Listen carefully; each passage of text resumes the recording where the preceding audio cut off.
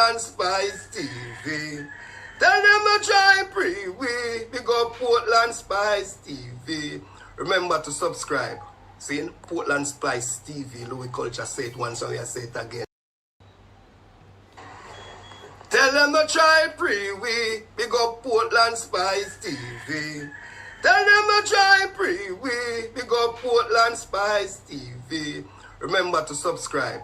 See, Portland Spice TV. Louis Culture say it once, so I say it again. Portland Spice TV. We are going to hold them and pop it off. Bogus match where we rip off. Subscribe, share. Portland Spice TV is here. Woo! Blessed is the man that walketh not in the counsel of the ungodly, nor standeth in the ways of sinners, nor sitteth in the seat of the scornful. But his delight is in the law of the Lord, and in his law do we meditate day and night. For we shall be like trees planted by the rivers of water, that bringeth forth our fruit in our season. Our leaves shall not wither, and whatsoever we do shall prosper.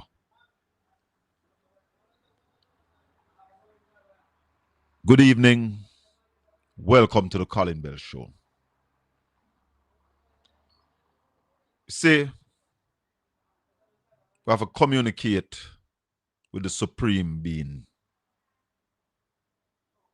Lords of Lords, Kings of Kings, the conquering Lion of the tribe of Judah. And we as a people have to solidify that relationship with the Almighty. And know, say, He is our keeper. So listen to me, people. You have to understand. You have to understand. And speak sometimes on your own behalf to the Almighty. Jesus Christ is God. So let the words of my mouth and the meditation of my heart be acceptable in your sight, Lord Jesus. Because you know what, my people, the Lord Jesus Christ is my shepherd. Colin Bell shall not want. The Lord Jesus Christ maketh me to lie down in green pastures. He, the Lord Jesus Christ, leadeth me beside the still waters. He restoreth Colin Bell's soul. He leadeth Colin Bell in the paths of righteousness for his name's sake. Yea, though Colin Bell will walk through the valley of the shadows of death, Shaka Fame Colin Anthony Bell will fear no evil. Because the Lord Jesus Christ is with me. His rod and his staff, they comfort me. The Lord Jesus Christ prepares a table before Colin Anthony Bell in the presence of all Colin Anthony Bell's enemies, known and unknown. You hear me say? The Lord Jesus Christ prepares a table before Colin Anthony Bell, all of Colin Anthony Bell enemy. The Lord Jesus Christ anointeth Colin Anthony Bell head with oil. Colin Anthony Bell cup runneth over. Surely goodness and mercies shall follow Colin Anthony Bell all the days of Colin Anthony Shakafiem Bell life. And Colin Anthony Shakafiem Bell will dwell in the house of the Lord Jesus Christ forever and ever. Hey, tell her. In the name of Jesus Christ. Almighty God, if you can use anybody, I ask that you use me. I want to be your instrument. If you can use anybody else, Almighty God, use me. So I may speak truth, the whole truth and nothing but the truth. Father, that we speak to your people. Give them guidance, vision, leadership. We are providing. Yeah? It is not what you eat or what you wear really defile your body and your thoughts the things will come out of you defile your body. And therefore, speaking truth to power is what makes one comfortable and at peace with the Almighty.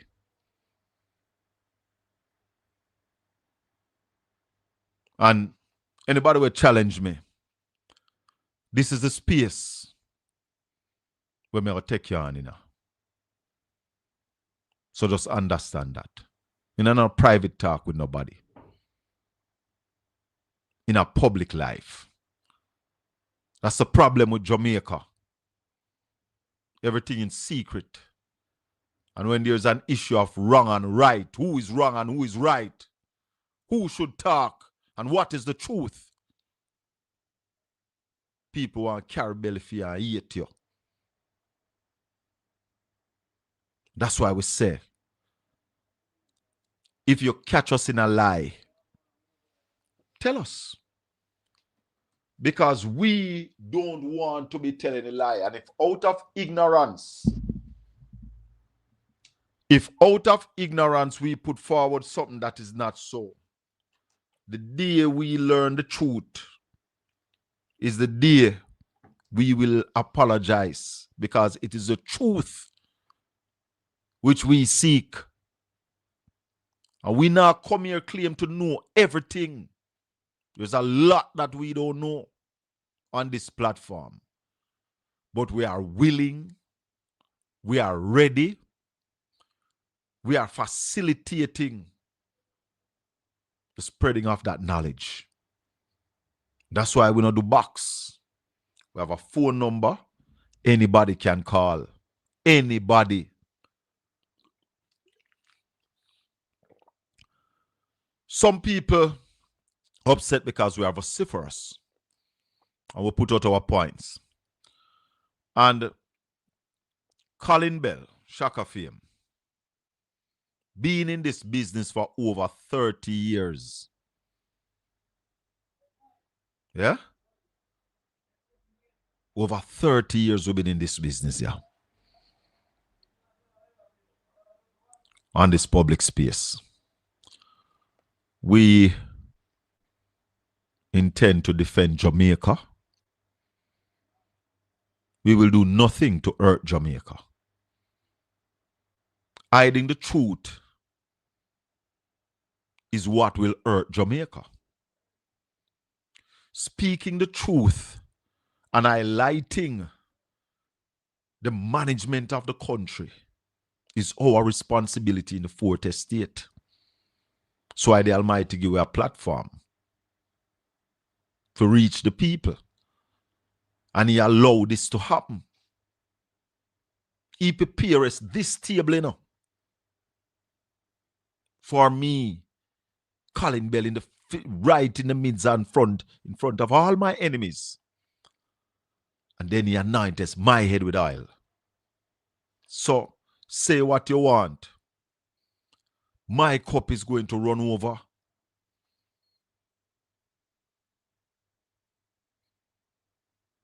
My cup, our cup, everybody on this platform here who have good intentions, tell a person that say them now here for restart the machine for you.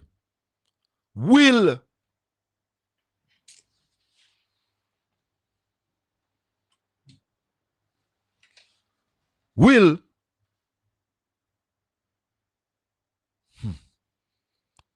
have stuff.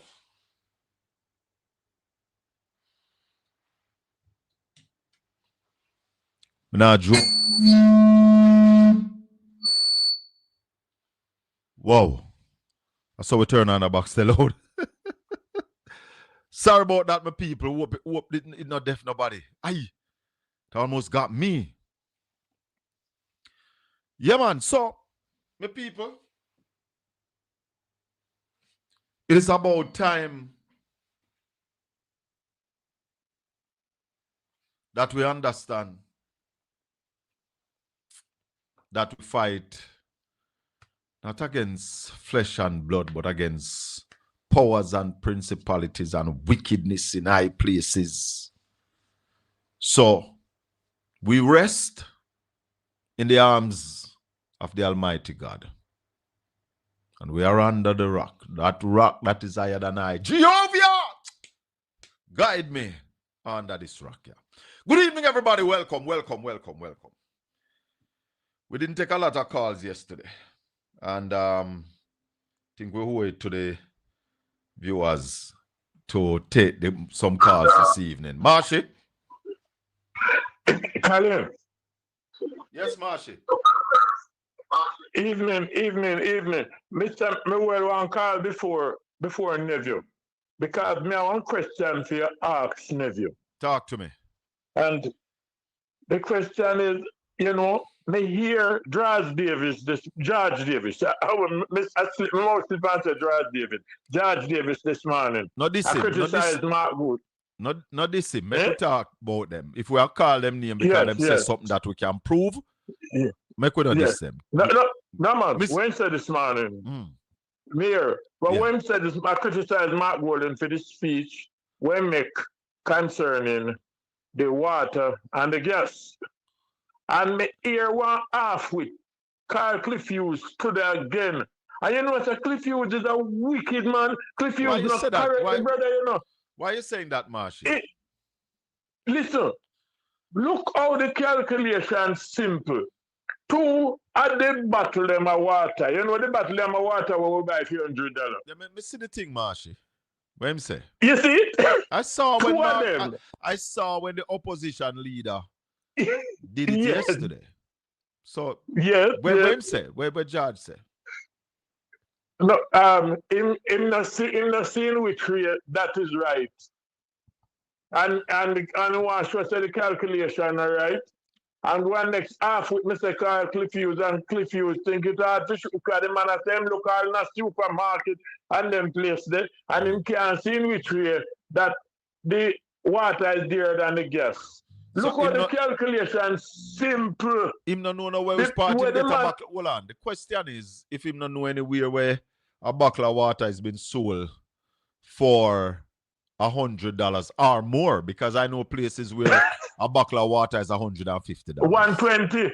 I mean, 150 too. And when you got dance, good. Hold on. When you got dance, I go to 200. And on a flight, hold on a flight, it would have been $3 US. Yes. On a flight, in the airport. Yes. Listen, these guys. The man evil. The man just evil and just lie and wicked. Make sure say nephew can't disagree.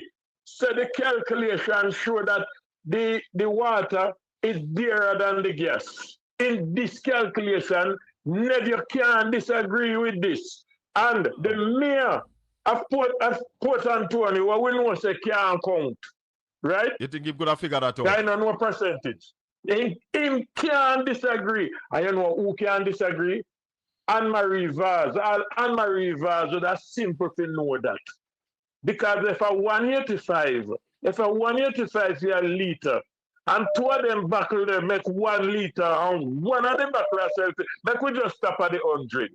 In that case, it no must be that water there and gas in that circumstance. And you can't agree with that. And big man like Cliff Hughes have the man for the radio and can't show the man the point and make the man go and talk foolishness. And then you have Marlon Morgan now him run up and do. You know he can't come on your program because guess what? You are going to ask him why the FINSAK report cannot be released. And the crowd report can't release. Why they can't release it? Marshy. Yes. You see the video what we put out on FINSAK? We put out a video on FINSAK that gone viral, you know. So I don't cheat it. Yeah, man. It's on the YouTube channel. And it's on TikTok. Jamaica's first organized scam. That's the title of the video. Jamaica's first organized scam was the bank meltdown before FINSAK. And you hear Ralston gave a lesson yesterday about FINSAK, how FINSAK came about. And it is not the police Or it's not the justice system that is the problem. It was the man who go and thief. The justice system catch him and try him. That's FINSAK. FINSAK was the solution to the scam. That is what the they don't bankers, make the people understand. It's the scam that the bankers and politicians put together. That was what caused FINSAK, and let anybody challenge that. If the bankers did not rob people deposit and misspend people deposit and couldn't pay and borrow money from the bank of Jamaica, how much money the banks, who are these men that were running these banks, who got 30 million US dollars to borrow and never paid back a cent? The taxpayers of Jamaica paid back that $30 million. Which party leader we're talking about? But Colin, tell her.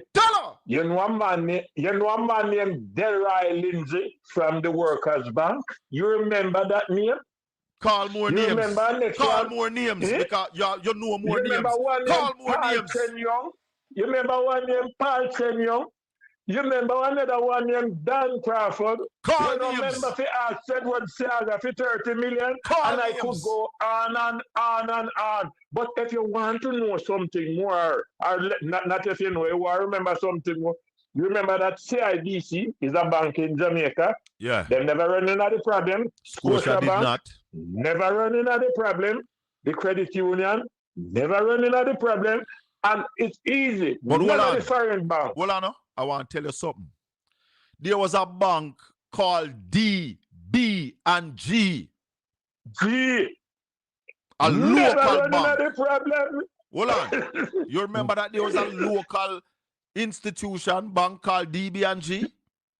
Yes. DB and G did not get into problem. I mean, that's some of them love to hear. Yeah, but they not give the respect. Wait, forget. No. It stood the test of time with the other banks that stood up in the meltdown that was not robbing people money. And you want to talk about Mark Golding got rich on the backs of Jamaicans? No. Mark Golding showed leadership. Wicked. Mark Golding, Peter Bunting, Chris Deering. Hold on, Marshy. Yes. Because this need to be said. Need to be said. Yes. There was a bank you mentioned at CIBC. We mentioned Scotia. We mentioned the credit unions that did not get into trouble.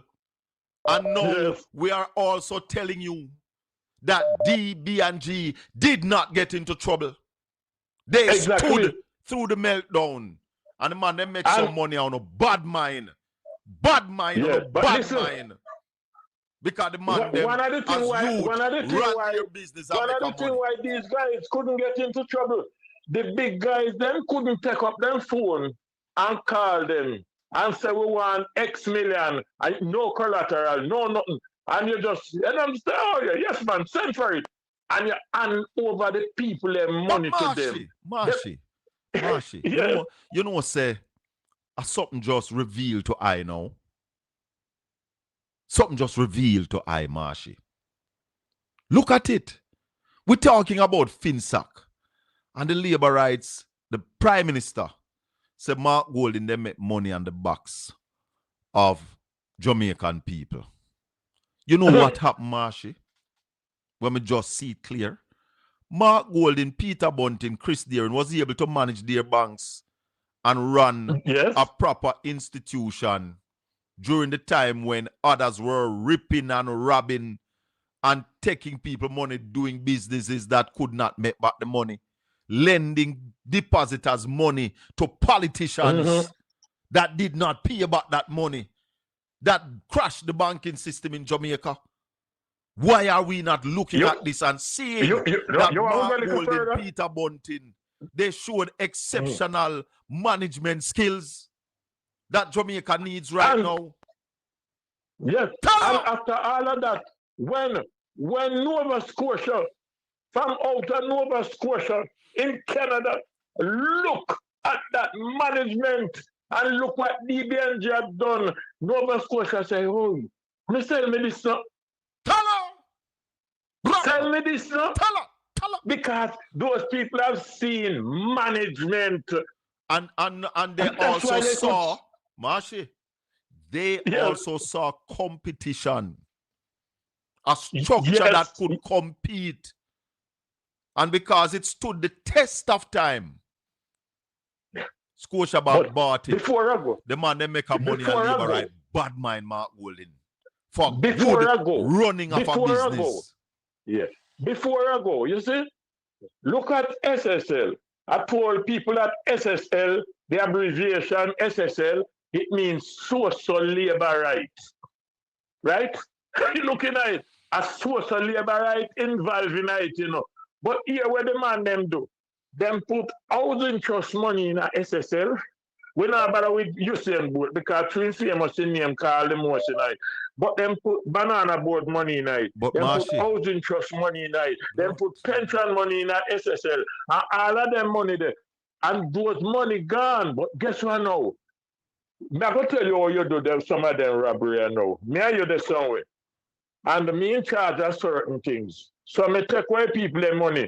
And me say to you, say, carry the money they go over your yard to me. When me done, me come over your yard and you give me 50 one out of it.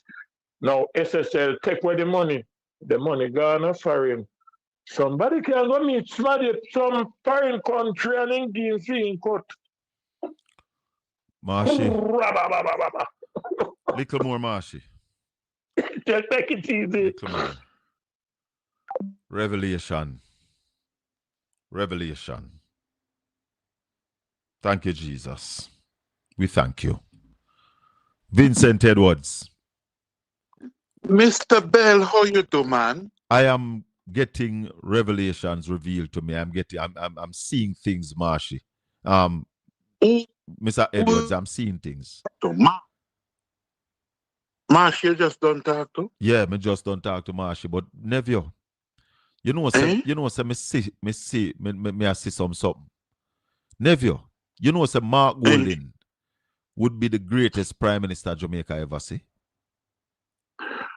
I don't think he sound good.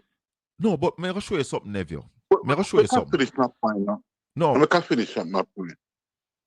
Go on. You want to say something? Go on. He dress and look like a prime minister material. Him do what? He sound good. He dress and look like a prime minister material. Yeah. He sound good, but it is that fear for you to say he will be the greatest because you have never gotten the job. You have never got. But here let me preface that upon Nevio. And this is and that's my view. I say that's not a yes, say it's a fact. That's my view. That's where the Almighty just showed me something a while ago. And when I say Nevio, during the time of FINSAK, during the time of the bank meltdown, before FINSAK actually, a lot of banks emerged. Yeah? Yes. A lot of Jamaicans start banks and financial institutions. Yes. Yes. A lot of them were doing wrong stuff. Would you agree? Yes. Yes. Making bad loans, making bad investment decisions. There was a bank called DB&G that was around as well. It was not bank. It was an investment institution. It was not bank. All right. Investment. Investment. Yes. But a lot of them, like Blaze Trust and all of them, Eagle Merchant Bank, they were investment. They weren't really banks in the commercial bank sense. Right. So DB&G was right in that group. In that group. Yes. DB&G did not melt down. Would you agree? No, hold on. It was one of the finest. Nevio? Where's Nevio? Nevio, why you connecting? Hey. Come back, Nevio. Become one here. You hear me now? Yes. It was what? It was one of the best run financial institutions. And because of that, Scotiabank Canada has an interest in it and prepare. They buy for more on the true value. All right. So, they Nevio, buy here's for the point more me I make. Hear the point that I'm making to you. Yes. Mark Golding showed exceptional leadership. Peter Bunting and Chris Deering. Wouldn't you agree? Yes. Not disputing that. Which other And not prime only minister, that. hold on, which other prime minister or which prime minister Jamaica has had that coming at the politics with that level of experience? Well, if you're going to talk about finance, That's what we're talking about. Yes. Because Prime Minister Andrew Holness come in as Prime Minister as somebody have some experience. In what? Experience in what? Yes. In what? They used to involve in a small. He and his wife in real estate. Oh God, Neville. If you go back to the Integrity Commission report, Prime Minister coming at politics with zilch, brother. Zilch. He might Zero experience, bro. No, man, they did in fact have From this what thing age? hold on, from what age the Prime Minister in politics, Neville? Do you remember that? What age the Prime Minister got into politics? I think about our 38 or 40. How old is the Prime Minister, Neville? Prime Minister would have me in late 40s to 50 now, man. Then how much term the Prime Minister in our office? Neville, when Bruce Golding win 2007, yes, Andrew Holness was a minister of government, you know. Oh, I beg your pardon. I thought you mean Prime Minister. No, but man, politics, man. Oh, politics. Yeah, man. Not Prime Minister. He would have in his 20s, man. Yeah. What business him did run? Him just a start. In a politics, him start everything. Anything him say him start before politics is 2 taxes. But he has some experience. Listen, Neville, no bother with the crap, man. No bother with the crap. Andrew, a career politician. All right. Even so, he get himself involved with that Neville, type of business. Neville, you missed the point. You missed the point. And it's not a disrespect to Andrew. I agree with you that Mark Golding would have come in politics with experience in finance, banking. You know that we are talking about what the country need right now, Neville. The country needs somebody to manage his finance right now and manage the company in a proper way. Mark Golding professional is law. His profession is law. What kind of law? What kind of law? What kind of law? He's a lawyer. He's a lawyer. Is he a criminal lawyer? Is he a criminal lawyer? I don't want Mark to say. Golding is a business lawyer, brother. Not a criminal lawyer. And you have to understand, Andrew Holness came into politics at 25. Mark Golding coming at me nearly closer to 50. Yeah? So when Mark Golding get into politics, Mark Golding, a big man. So you would have garnered that experience that no other prime minister, no other PNP prime minister, no other GLP prime minister would have had, brother. No, simple on the thing. The man think big. No, but Mr. Bell, you don't need only experience in finance. Sometimes you need that. No, that is a plus for you. That will be a plus for you because you will be able to it will be a plus. But don't come and say that. Yes, you're the thing we need to think about. You need to stop think about party and think about the country's needs, the island needs. What is it? What are the needs of island Jamaica right now? What are our most critical needs right now, Neville?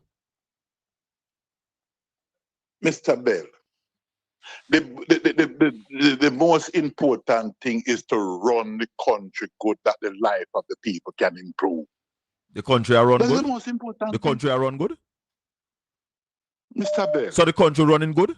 But why should I try to... Neville? I'm gone again. Me just ask you if the country running good. Nephew.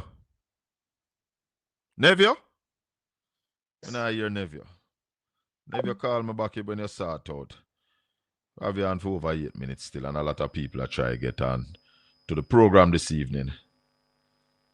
Because yesterday evening, we never take a lot of calls. We had Ralston and Conrad O'Brien for the longest time. Everybody, please share up the live for me. Share up the live. Thanks, and please like up the live. Give me a thumbs up. Get active. Somebody, Lord.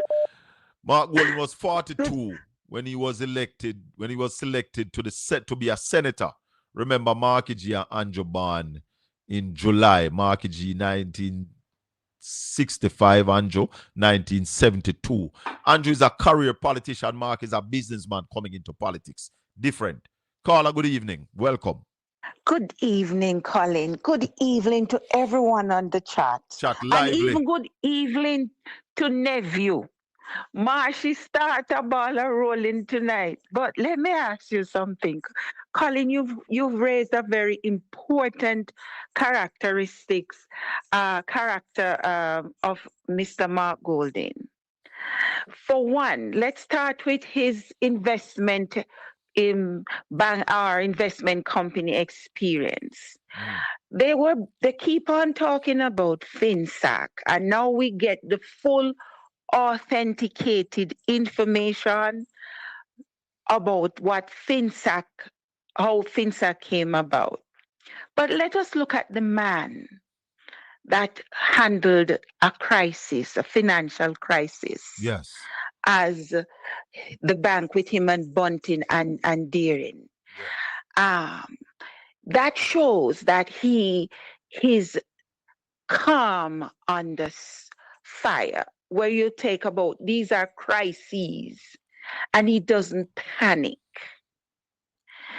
He comes across with the similarities of Mark Carney of Canada right now. Is a man who knows the market, financial. He even talk about he had put together the IC, the Integrity Commission. He was part of the Integrity Commission initiation or put in place to provide what we're seeing now, to hold accountability to government accountable. That's 2 or 3 characteristics of Mark Golding. And the other thing is, Colin, when he talks, we listen because he comes with reason. The other part about him, the man as a family man, you can see the principles that his home is run on. But just by the way he carry himself, Colin. Finance Minister, you know what I am seeing? Yes, sir. You know what I am seeing? Yes. Is that a man was presented to us with a track record. Yes. Of integrity, because one of the things that was missing from those people who did the hanky-panky and run the bank them a grung, was integrity. Because it clearly shows that there was cronyism and nepotism mixed into politics that was at work. Yes. Because when a bank take up $30 million lend a man without any proper collaterals, because the man not pay about the loan, and the bank never, the bank, well, I don't even know if FINSAK found anything to take away that could sell to pay back some of that 30 million. The taxpayers of Jamaica had to pay back that money. The taxpayers. So when people are talking about FINSAK and a politician, leader of a political party and a former prime minister, 30 million US, and the taxpayers of Jamaica pay back that. And then the Prime Minister talk about FINSAK was a homegrown. Yes, it was homegrown. But homegrown based on what? And why was it put in place? Exactly. So when you can trust a man of that character as Mark Golding, just as I use the comparison with the other Mark, which is Mark Carney. But you swear the GLP that tells you a lot. You swear the GLP them do, Carla? them weaponize it against Mark, you know. By Yes. saying Mark make money off of the backs of Jamaican people. Anybody who's a steady businessman Then will who make steal money in a money off crisis. of the backs of Jamaican people? Come, he make money. So he will tell us how Caller. to make money. Let's be. Caller. Then who Caller. steal money off the backs of Jamaica, Colin? Caller, let me tell you something. So right now, Yes, sir. in this hurricane where just gone, a lot of people Yes, make sir. crazy money. Yeah? Lots. So once Lots. your business withstand that kind of shock and your business up and running, your competitors are down. You go and make money. So of course. So the man them bad mind, the man them and weaponize it. Say the man them make money during the meltdown. It's not during FINSAK. It's the meltdown cause them to make the money. We are your friends and party members benefited. Your friends and party members benefited off the backs of Jamaican people. And we're talking about FINSAK, and you're wondering why the GLP can't release it. But now that we call the bluff, release the authenticated, we don't need no readactment. It's not a bluff we are calling. We want it. We call him because you remember they keep on talking about it, but don't release it. So when they hold it, they can talk anything they want and think that it covered every basis and everybody going jump on them bad wagon, and because then you said they make money off of the backs of Jamaican people, which I hear a lot in the JLP camp. They sing it, they eat it for breakfast, lunch, and supper. Yeah. So now that we said release it, we want to see what you spend so much million or $1 billion to have this report done. Let us get it. We don't want it fixed up. We don't want readactment. We want the original, authenticated one. And yet still it cannot be released. Mr. Marlon Morgan put out a video. Yes. Talking about FINSAK. Marlon Morgan, did a former leader and prime minister from your political party got a loan of 30 million US dollars that he did not pay back, and it was paid back by the Jamaican people? Answer that question, because the question is framed because that incident was a part of the meltdown. One of the reasons, one of the clear violation of how a bank or our financial institution should operate. However, Colin, when we focus a lot too on that what they call it, is it misinformation or disinformation? Because what it does, it only take out snips or clips and play this rogue saying, oh, he make money off of Jamaican people backs or taxpayers back, while the taxpayer had to pay back with them, as you say, borrow said they no member. But enough of that one day. What I have to put to Marlon Morgan, why don't you do your homework? Because right now he hasn't done his homework. His credibility and coming out and putting out this big thing, say, oh, FINSAK, is that all they have, Colin? Somebody Come saying, on, Colin. hold on, Jamrock saying, Colin, I think I see a Labour right blogger saying you're telling lies about FINSAK. Tell any blogger, any vlogger, any Labour right, anybody who disputes anything that I have said. I am on this platform 5 times per week. Mondays to Wednesdays, 5 to 7. Saturdays and Sunday mornings, 9 a.m. to 11 a.m. 2 hours every 5 days for the week. 876-804-7072. I never turn down a call. Call me and tell Brother me Colin, and point out the lies that I am telling. Brother Colin, you know what I notice? And I hear Comrade Donna Scott Motley had said this too. I will not allow you to distract me today. It's time for us to do not get distracted by this old story where keep turning, and every time it turn more, they add on and they add on and they take off and they add on and they embellish and all that.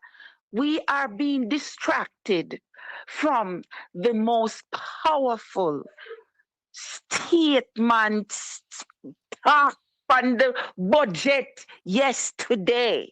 We need to keep focus, not get blindsided or distracted of our firm stance, of the excellent beating up, ravish, destroy this budget that they come to put on the backs of our taxpayers, our Jamaican citizens, that has been demolished and demoralized by this catastrophic Category 5 Hurricane Melissa. And this JLP government, who talking about they care about our people, put out a budget like this, Colin. That's what we need to focus on. We need to focus on Forward Forever United, students, workers, and farmers, because that is the backbone of our people. Now get distracted with FINSAK. Thank you, Colin. 876-804-7072. Sometimes some things just come to you and some things start away, and you have to teach the people, because people must understand as well some of the distraction that is coming. So before they come with this distraction, we have questions that if they are coming with it, that we want them to answer. So we want them to talk about, answer the question, if a GLP leader, party leader, and a former prime minister borrowed $30 million and he did not pay it back, but it was paid back by the citizens of Jamaica. Tell me about that. Caller, good evening. Welcome to the Colin Bell Show. 876-804-7072. Yes, ma'am. Good evening to all the callers and from Portland Spice and the producer. Big up yourself, my lady. Now, with this FINSAK from when. Look here. It's just a common sense. You pay over 130 million or less to get a report. Why you don't put out the report and make the argument done? Exactly. Then you talk about traffic guru. When he come out, then talk about traffic guru. And traffic guru never cost Jamaica 1 cent. FINSAK cost Jamaica the bank meltdown. The bank meltdown cost Jamaica 40% of GDP. There you go. And this man and these people, they are so green and so whatever talk about FINSAK. Until they right, FINSAK was a solution. Them right, they must talk about FINSAK because they have answers. There are questions that they need to answer, but PNP had sat back for a couple of years and allowed this FINSAK thing to come at the opposition. And the opposition now stand up, because some man need to stand up in the opposition. Yeah? You must stand up, and you should have been standing up, because Andrew Wallace has been using this FINSAK thing here for quite some time. And it's just now we hear PNP talk about it. All right, look one call report, SSL. You spend how much money, you're not going to, you promise me FBI, you're not going to them.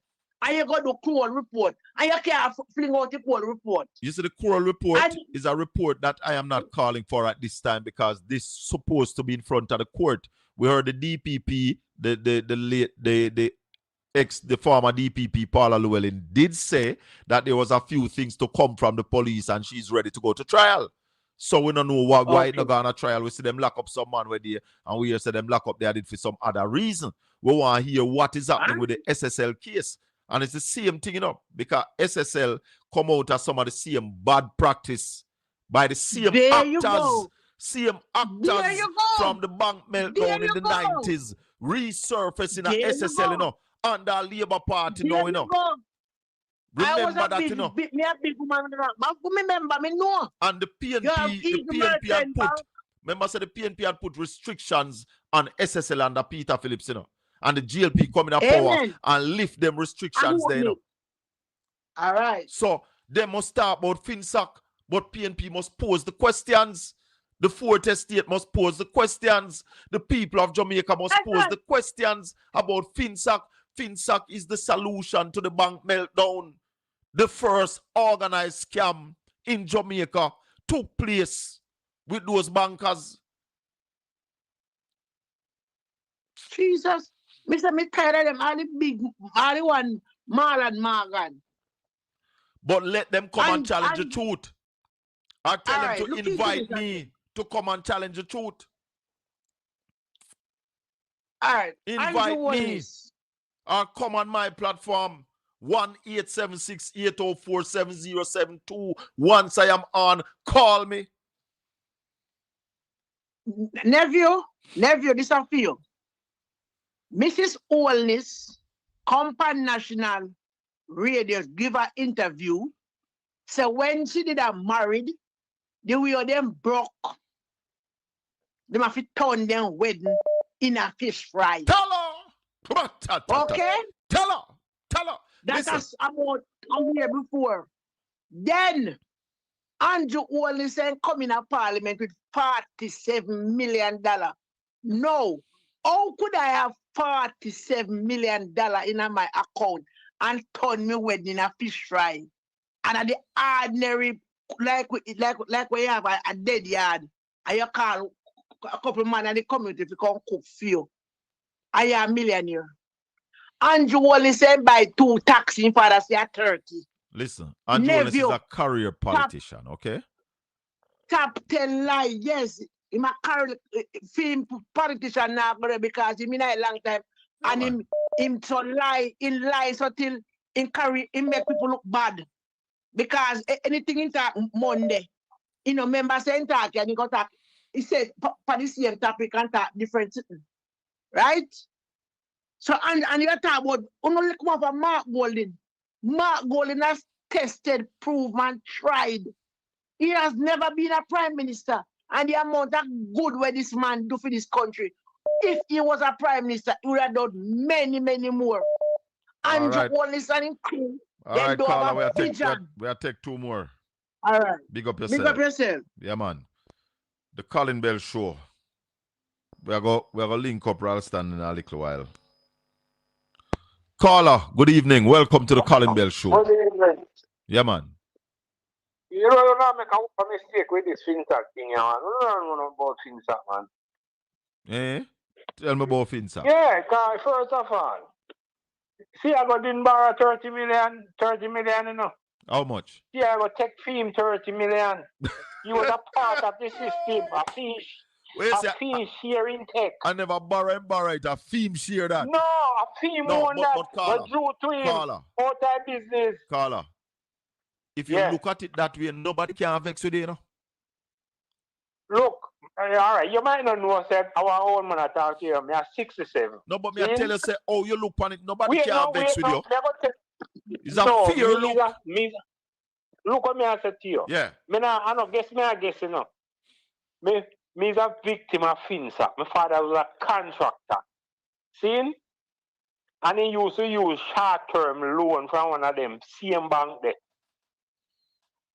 And when my father, he used to get like 6 months to build a house, sell the house, give them for them share, borrow again, make a next house. So when I grew up, I live in a house for more than 2 months. Oh, okay. And he sell.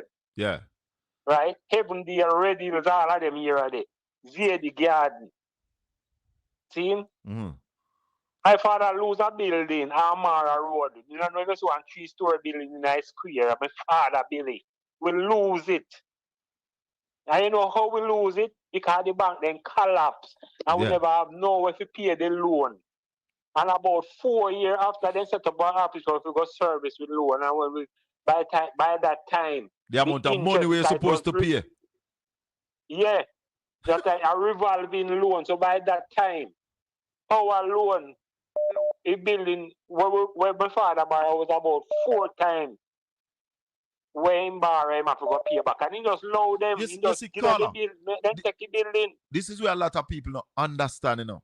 Where they happening in FINSAK. You see them same little loan place. I want to see a pop up over the place now. They've started, those institutions was lending money like that. So Yeah, high my father interest used to rate. use a short-time loan where like 6 months, 4 Yeah. months, 6 months. When he make it out, sell it back, pay them back, borrow again, tell him could have go up on him own. I don't have to ask you know something me live. We don't live in our house more No, than but 4 months, but 2 when you months, talk, 3 say months. I see him, so you go. That's why you hear some No, people I say don't ask me them I did tell owe live me living. then it owe $10 million, and when they got the bank, it reached $20 million. It doubled. Yeah, It happened. when But the bank you then hear the man collapse. say, hold When on, the you hear bank you say then like a while? collapse. After the meltdown go on the bank, them lockdown. There was no way for Yes. anybody to go and pay and service them loan. We never have no See? way to service we loans up So here. the We bank- about 2 so- years or so, no money no pay. Right. So when it's Because set up all back of them, the now. money are run up and down like headless chicken. So when So them, when they set up one place we start service with loan, we couldn't pay. We and have to leave it. a FINSAK do that, you know. A FINSAK set up them You know, place, see. you know. So when the FINSAK take them on the books, look on the loan, see what the interest rate, because you, as you say, a short-term loan come Yeah. at high interest rate. See? All right. So when you not Now pay for a now year give or a tip. 2 year, mirror, that money they can't pay. I'll give you a tip. I want you go on you when you're done. Yeah. Go on it, something and put in Andrew Wellness speech at Edward Siago funeral. And you will hear Andrew boast about the whole of them banks they were Siago set up and tell you he was the greatest mankind set up the whole of them banks. Go find his speech where Andrew Siago funeral. And to confirm everything when I say. Say I no bar. I feel him, my part of What you say? We set up all of them bank there, they had to pay. So that was the kickback share. Is that what you're alluding to? Was that tantamount to kickback? That's a question I am asking, based on how you're looking at it. If that was his share. Hello? When there? Yes, sir. Yeah, you know, sir, you see all over side of Mandela, on the highway where Nestle and all them company they make up now. You see all of that inside it. Yeah. You know, say NCB ain't going to real estate and buy out the whole of that inside and go back to plantation heights. That's what you say. You know all the plaza in front, prison over where they call St. Jacob Plaza, and when them in a real estate they make that. Yeah. NCB. At them I want to first one where them have to be allowed, you know, and set them if at them the money in a pass through if PR for people they were in a problem, you know. So let me ask you something. NCB they getting a problem too? Yeah, them I first one them be allowed and they use them as they want now. Them fix them and them are go pay and them are pushing money through NCB to pay all of the people them where lose their money and sitting. And bill back and bill back NCB. How much? Right. Me need to ask Raleigh how much Michael Leachin did buy NCB for. When Michael Leachin bought NCB? In that time there? No man, I just want to hear when he come. Michael Leachin just come from Canada a couple of years, you know. Michael Leachin ain't do nothing business at Jamaica. And when him buy NCB though?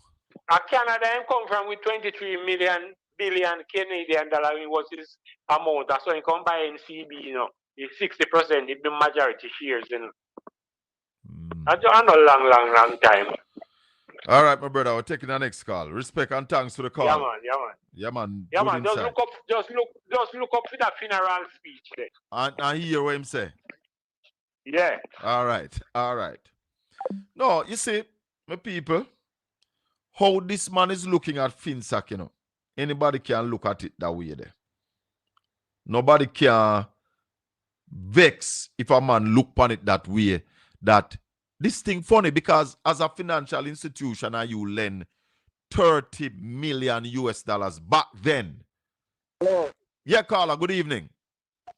Yeah, Colin, good evening. Welcome. Good, welcome, man. Nice to hear you. And no shout out to listeners. One thing. Yeah. I saw you do a reel on the first scammer in Jamaica. The first organized scam. Yes. And we are telling man he gain traction. It eat and the labor them skin. Yeah, but the truth which have to be revealed. And PNP, Yes, man. the opposition has been rather lousy in Yes. taking on this issue. That Yes, the I was PNP now have saying nothing to that hide. too. No, nothing to hide, you know, and you're so happy you put it out because it show light and a lot of people have seen the light now. Yes. I understand. You know, and it eat and everywhere me go, you know. I them a talk cuss you, you know. about. Yes, man. And I am so happy, man. I hope you put out more. It's only SSL. Yeah. The man involved in SSL. More you highlight and make the people them know who them was transfer from FINSAK. No, but one thing I want people understand God out of forward this them. is that Mark Golden, Peter Bunting, and Chris Deering, they did an exceptional job managing a financial institution in those times. It shows that the man them have integrity. It shows that they have integrity. Because what was going on is everybody did want to build a big building out of poor people money. The Ralston call them edifice. They want to build, everybody want to build the Crown Eagle Plaza. They're building them a new Kingston. Everybody want to build one. And when people want back their money, people couldn't get back their money. Yeah. And the Prime Minister know very well because he was there. He was young and rubbing shoulder with Mr. Siaga and know everything. So The for him to come now and the information we have, and would like to ask the Prime Minister, that at that time he was working for Mr. Siaga. Yes. He was working in Mr. Siaga's office. Is that so, Prime Minister? Yes. Asking that question, is that so? Listen, these are things that are out there, people. Yes. We not go to bed and dream up this. No, it's out there. It's out there. And your job is to set the record straight, and that's what you're doing with that video you put out now. Yeah. It has set the record straight and it will kill them, you know, it will burn them belly. That's why you see Marlon Mark gonna run out like you want to do what you do, but him not doing homework. No, but the truth is not on his side, brother. That is it, you know. No. The truth is not on his side. Yeah, I remember that guy, you know, I remember 2015 when he have a show, almost 93 FM. When or Nesta Morgan attack. Hello? Hello? Hello? Yes, Anthony. Yeah. It was Marlon Morgan and it's 93 or Nesta Morgan. I think Nesta Morgan did on 93, man. Minister of Roads, Roads and Works. Oh, he was like the 2 day after he was like Thursday, Friday and the show. Yeah, I know him did on New Start 93 in the mornings. I used to talk to him. Okay. Well, Marlon not nothing truthful in. He has no truth in him, you know. All right, my brother. Little more. All right. Yeah, man. Take care. Yeah, man. Dr. Stokes, I think TVJ had him on going through Marky G's speech. But go hear what him not say. And for a quick reaction to the opposition leader's presentation, we're joined by development economist Dr. Chris Stokes. Dr. Stokes, thanks for joining us. Thank you very much for having me. All right, lots to digest, Dr. Stokes, but Mr. Golding argues that the government's tax package is pro-cyclical and risks deepening economic decline while proposing improved tax compliance instead of new taxes. Now, from a practical standpoint, how realistic is it to generate that level of revenue from compliance reforms in the short term, especially given Jamaica's current administrative capacity? Well, that's the right question to ask. How practical is it in the short term? But without doubt, you know, there's too much being left on the table. You know, the electronic invoicing system, for example, would help tremendously. What's going on the port would help tremendously. But to be clear, many governments and successive governments have tried to address this problem and it persists, which is not to say that we should give up on trying. But it is to say that it exists. There's an acknowledgement that it exists.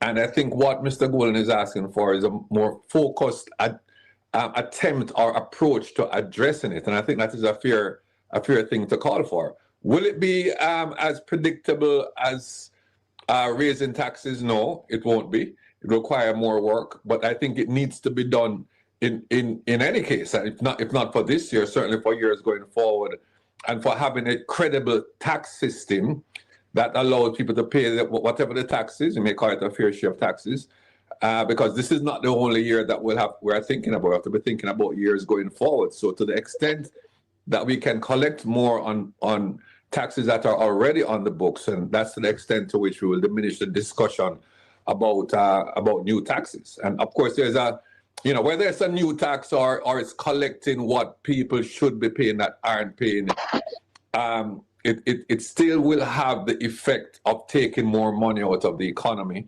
which in this case is a pro-cyclical. If the cyclical is a bad cyclical, which it is, because the economy is going down. So there's a discussion that we can have on as to the impact on economic activity from either raising taxes or collecting more taxes from those who owe it. But I think from an equity point of view and from an efficiency point of view, we definitely ought to go for collecting taxes that are properly due on the current legislation. Okay. Stepping away from taxes just for a bit, the presentation criticizes low growth, about 0.8%, and calls for more aggressive investment during the fiscal rules suspension. Is the opposition effectively arguing for a loosening of fiscal discipline? And if so, how risky is that given Jamaica's hard-won debt stability? Yeah, well, let me put the rest of it. I don't see a circumstances. Hold on. This is one of the problems we have in Jamaica. I want to listen to this question where this youth here asked Dr. Stokes. Remember, go back and listen to the question. I want to listen to the question. Listen to the question. Definitely ought to go for collecting taxes that are properly due on the current legislation. Listen to the question. Okay. Stepping away from taxes just for a bit, the presentation criticizes low growth, about 0.8%, and calls for more aggressive investment during the fiscal rules suspension. Is the opposition effectively arguing for a loosening of fiscal discipline? And if so, how risky is that given Jamaica's hard-won debt stability? Stop. You listen to the question. In light of the suspension of the fiscal discipline, the fiscal rules, is the opposition asking for a loosening of the fiscal rules? The fiscal rules have been loosened already. And therefore, what is happening is the opposition is saying that now that you have loosened the fiscal rules, you must spend money. Carl, I just go and take Dr. Stokes' response and come to you. Well, let me put the rest of it. I don't see a circumstances under which Mark Golden, the architect of the current system that we're operating on with the fiscal rules, is going to be among the first to break those rules. So all right. Hold on now. So labor rights have always been saying that them implement the fiscal rules. You hear who Dr. Stokes says the architect? Come again. The opposition effectively arguing for a loosening of fiscal discipline? And if so, how risky is that given Jamaica's hard-won debt stability? Stop again. I mean, I call all of the labor right them to the front of the line. When we tell you that the fiscal rules were implemented by the People's National Party government led by Portia Simpson Miller and Peter Phillips with Mark Golden as the draftsman, here is Dr. Stokes telling you now that Mark Golden is the architect of the fiscal policies that Jamaica has been operating by. Listen. Well, let me put the rest of it. I don't see a circumstances under which Mark Golden, the architect of the current system that we're operating on with the fiscal rules, is going to be among the first to break those rules. So I wouldn't go there. I think the argument is that under the circumstances, some relaxation. Obviously they're in favor of some additional debt to get us through this point, this period of time, is an approach that they're taking. But I don't think anybody is arguing to throw out the fiscal use in its entirety forever and forever. So I'm not concerned about that. All right, but let me take the call. Caller, good evening. Welcome to the Colin Bell Show. Good evening, Colin. Can you hear me clearly? No, very low. You hear me now? You better now? Go ahead. Hello? Go ahead now. Yes. Dan Crawford, the Central National Bank CEO. Yeah.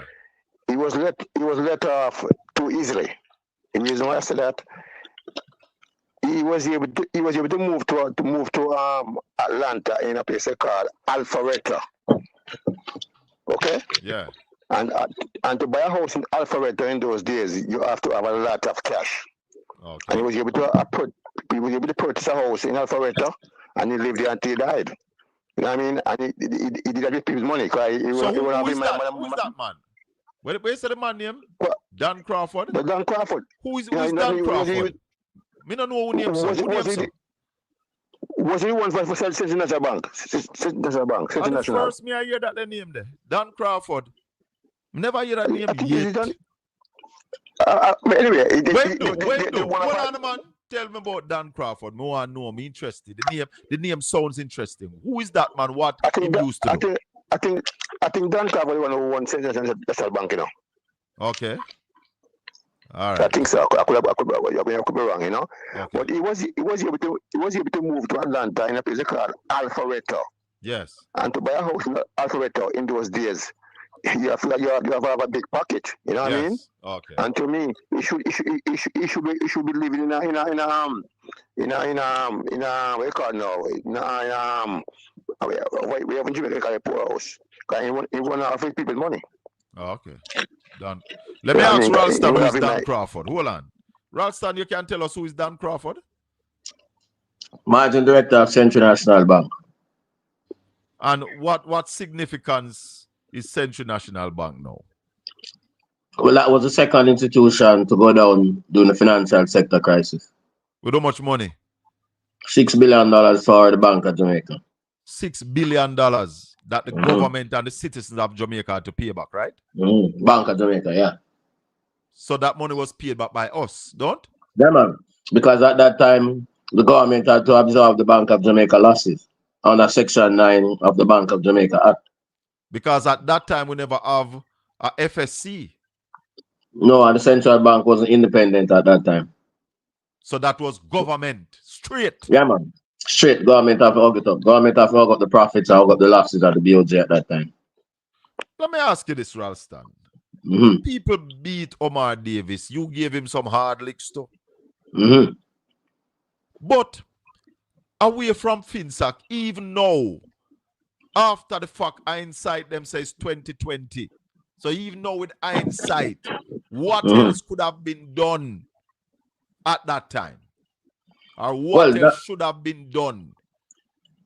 That is something that he inherited, you know. His problem was that he kept the interest rate regime for too long, but that was something that he inherited. Yeah. He never caused it. He inherited that. That is it. Yeah, man. So he did his best to fix it. And the country paid dearly. Yeah, man. For it. Yeah, man. But how do you blame the man who tried to repair the house after the hurricane lick it down? Well, my thing with him was that he just kept the interest rate regime for too long. Right. That's my contention with him. Yeah. But after that, he tried to make amends without borrowing any money from international sources, unlike what we are doing now.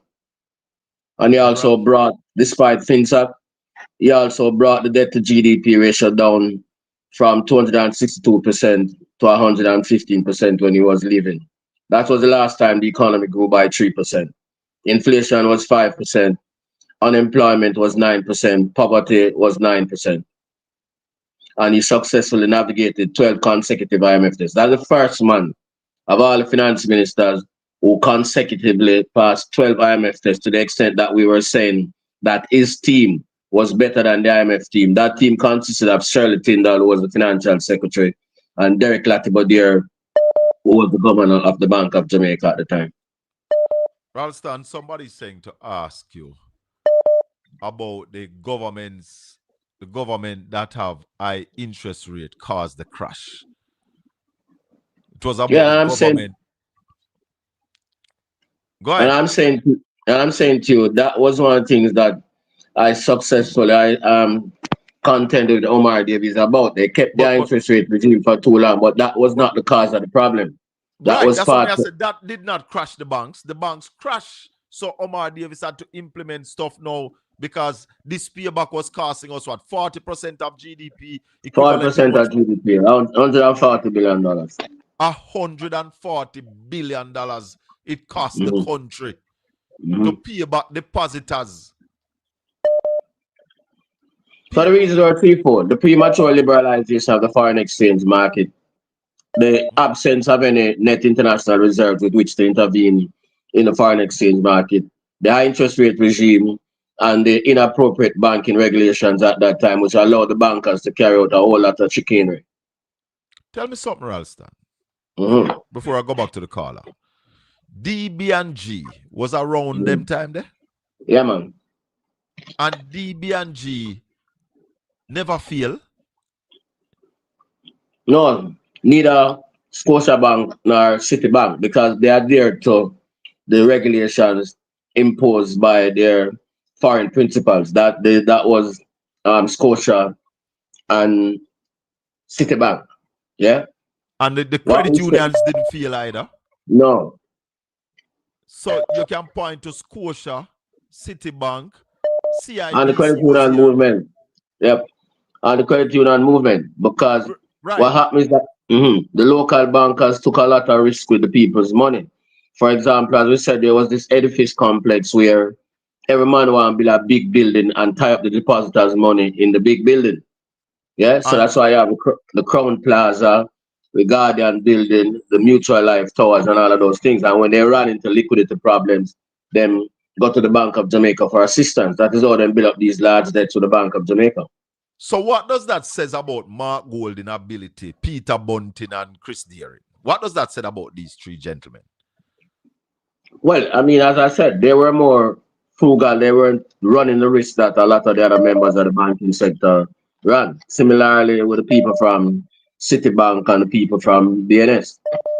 So could we say then that their hands were steady? Yeah, man. More steady hands than the rest of the bankers. Then why wouldn't we give this money a chance to manage the affairs of this country? Why? Have you ever seen anybody coming into the political arena with that level of experience in management, Ralston, vying for the office of Prime Minister? Well, he's far more experienced than those who are running the country at this particular point in time. Far more? Yeah, man. There's no doubt about that. All right, let's go to the calls. 1-876-804-7072. Go ahead, caller. Ralston Iman is on the line. Am I still here, mate? Am I still on? Yeah, man. Go ahead. Ralston is on the line. I'm giving you 2 more minutes. I think Siaga get the money from Dan Crawford, no, Central National Bank. The 30 million. Yeah. If my memory serves me right, you know what I mean? A century. Yeah, man. Yeah. A century Siaga to get the money from? Yeah, man. He was used it to build what he called enchanted gardens, like Carinosa in St. Anne. Yeah, man. And the Jamaican people had to pay about that money. Yeah, man. All right, caller. Give thanks. We could give some other people a run. I'm a fisher, mate. Go ahead. Andrew Onless spend his time with Siaga milking the using the educational ministry as a cash cow. You know what I'm saying? That's where he built up his financial you have portfolio by milking. Yes, man, I proved that, mate. By milking the educational cash cow, mate. You know what I'm saying? That's where he built up his finance and built up his ability to pass on his trade to well read. All right, my brother. Respect. All right, sir. Give thanks. 876-804-7072. This is the Colin Bell Show. We're live on Portland Spice TV. When you like up the channel for me, touch a thumbs up, share up the channel. Yeah? We're taking your calls now at 1-876-804-7072. We have Ralston Iman on the line. And if you want to talk to Ralston directly, this is your opportunity. Because the truth of the matter is the people have to understand what's going on. Caution, where I say. Well, me there in a Shaka. Talk to me. Rally on the line. Hey, Shaka, you know what I want to say? It's my Golding presentation, Shaka. Yeah. If there's 2 words to deal with Mark Golding's presentation, it was that there's no accountability in Shaka. Yeah. I'm going to tell you something in Shaka. When we have like a meltdown in America in Shaka, man get fined like all the biggest bank like Bank of America. They get all $400 and $300 million fine, you know. Ralston can tell you, because he keep abreast with the news in Shaka. Yes. And we now see none of that we are going in Jamaica. None of that at all. I'm going to ask you something, Shaka. I'm going to ask Ralston something. You don't think it's fair for people to pay property tax for years and them not have water in them pipe? No, not good. Not good, and not discourage people from paying taxes, because if you now get the services that they pay taxes for, that's very discouraging to the people. And you think it's fair for a hotel just come into your country and them build house, them build a hotel in places that have developed already and people around them don't have water, but the hotel have water, plus the hotel don't have water restriction? Not good. That's a disrespect to the citizen. Yeah, that's my 2 cents, but it left up to the people them in a Shaka. Yes. Yeah, man. Cool. Them have to deal with it. Thank you. It left up to the people. Them have to deal with it. All right. Ralston, talk to me about NCB in this whole meltdown. What happened with NCB? Give me a little rundown for NCB. Well, NCB are the largest amount of bad debt, somewhere in the region of 26 billion, because NCB moved out of their core business, just like the other bankers, and invested in farms and all of those things. Yeah. So that proved to be a problem. They moved out of core business and invested in agriculture and those things. So they played a major role. And they got bought out or something like that. The government took it over one at a time? Yeah, man, government had to take it over and take off the bad debts off of them. So at one point, government was running NCB. Yeah, man. When did Michael Leachin get it to buy? 2004, I think. What kind of money he pay for it? Well, the thing came out, I think it's about $4 billion that they paid for it. So he borrowed some money, paid down, he paid for it in installments. So the profits were also used to help for pay fee. He never pay fee cash. What? I think he paid for it in 4 installments. Yeah, because nobody else wanted it to buy. All here matter, nobody in Jamaica, wanted any of those assets to buy, because the man them who did have money to buy them are the same man them who bankrupted them. Hold on. So you say a $4 billion NCB sell fine when 2000 when? About 2004. 2004. Then no peanuts that rally. To buy a bank? Yeah, but it never worked nothing. They have $26 billion with a bad debt, it never worked nothing. So when Andrew Holness said people buy stuff in a FINSAK and Mark Golding them make money, how was this money made? Because my understanding is that in any crisis, somebody will make some money. Of course, just like in the global financial, everything are cheap political point. Just like in the global financial crisis, the assets are distressed and you have no money to buy them. So the people who come with the closest offer, you take the money. Simple. Nobody in Jamaica never have no money to buy nothing. Because of the same people in Jamaica who have money bankrupted the institutions. So them rob the money and run off. So when I term it as the first organized scam, make sense? Well, I want to say it organized, but I say that disorganized scam. But it was a scam, but these men, all of them was doing the same thing rally. Yeah, man. And have the same kind of because there was no regulations to bail the cat, you know. Until Davies Take, for example, the insurance sector. There was no regulations. Nothing, the non-deposit taking financial sector, like the securities dealers and the insurance companies and the pension funds. There was no FSC. Davis Farm FSC in 2000 with Brian Winter as the first man who run the FSC. So Yeah. there was no order in the system when the liberalization process took place in terms of the financial sector. Yep, there was no deposit insurance. And Davis set up all of them things there. So was there cronyism then, Ralston? Because people Yeah, just man. set up bank and do what them feel like. If man can get 30 million for borrow and say them forget about it and the banks never have no problem in them forgetting about cronyism. A caller said it was his share. Yeah, man. The Cronyism. caller said it wasn't a loan. It was his share facilitating the setting up of these banks and scammers running banks and all of them something. Yeah, well, yeah. Ralston, give me an update. Hold on. Do I have a call? Do I have a call? I do have a call. Hold on, Raleigh. Marshy, you have a question for Raleigh. Yeah, man. Yes, I come into Ralston funeral. When I heard that, Yeah. Pardon me. Fire that will come against that in the name of Jesus. Yeah, man. I want man deal with brother. Jesus, make Satan go away. Don't know that. Satan Yes, is a man. liar. Yeah, it's very much so. No, you were saying about Dan Crawford. Yeah. And I don't know if you was being sarcastic. Very. But he was a banker who never have good memory. Because he never remember to ask Edward Seaga for the 30 million. But the people of Jamaica had to pay it. Yes. And again, he built an hotel where a lot of people were saying that he shouldn't build an hotel there. Crown Hotel, right at the foot of No, man, that was 10 young. That was a Crawford. That was a Crawford. That was 10 young. Yeah, man, that's Crown Eagle building. Oh. Yeah, man, that's Chen Young. Oh, yes, Crown Eagle.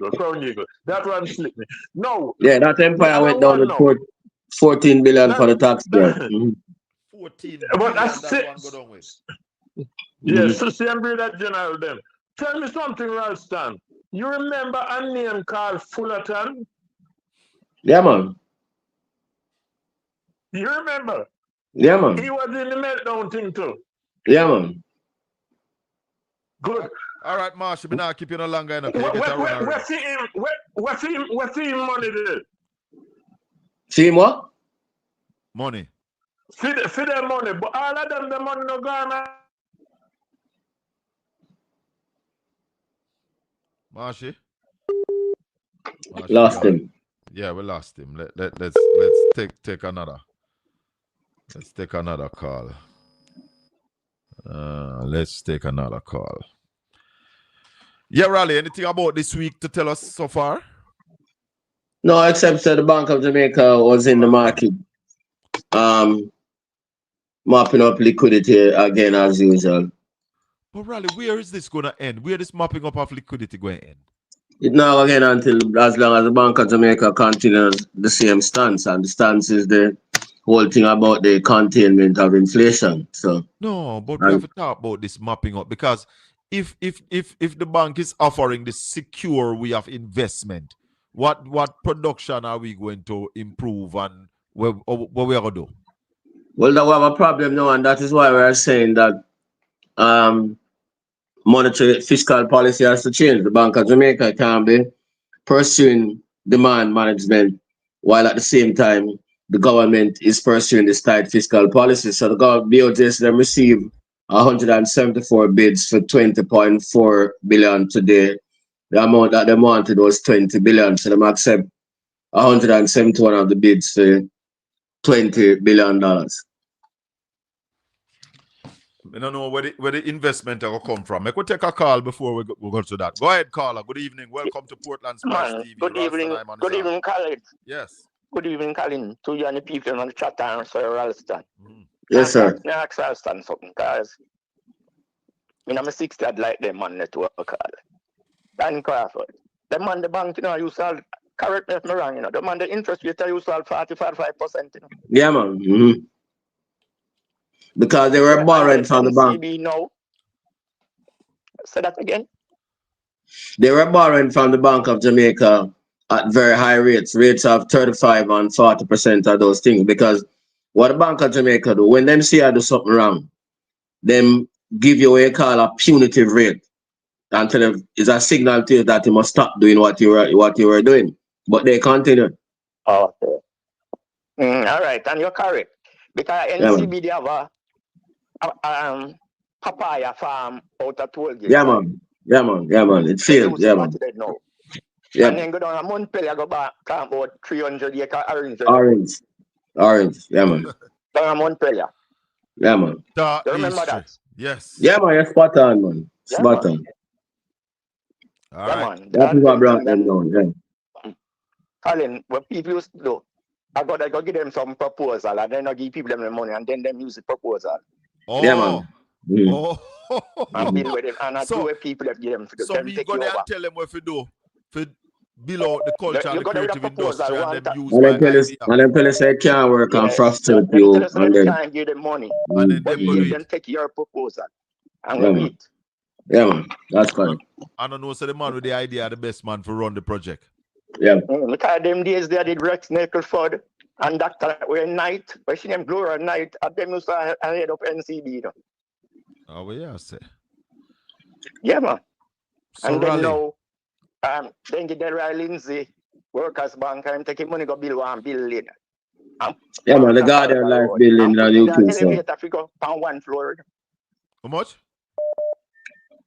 Same build a building on Trafalgar Road. And he put in an elevator in a building. Yeah. Go 1 floor. We got 1 floor. Yeah, man. Yeah. Very expensive spending, man. The caller is correct. And the government of the day. So these banks were coming from in the 80s, Ralston. Yeah, man. Because no, NCB come from far. Remember, yeah, you know, man.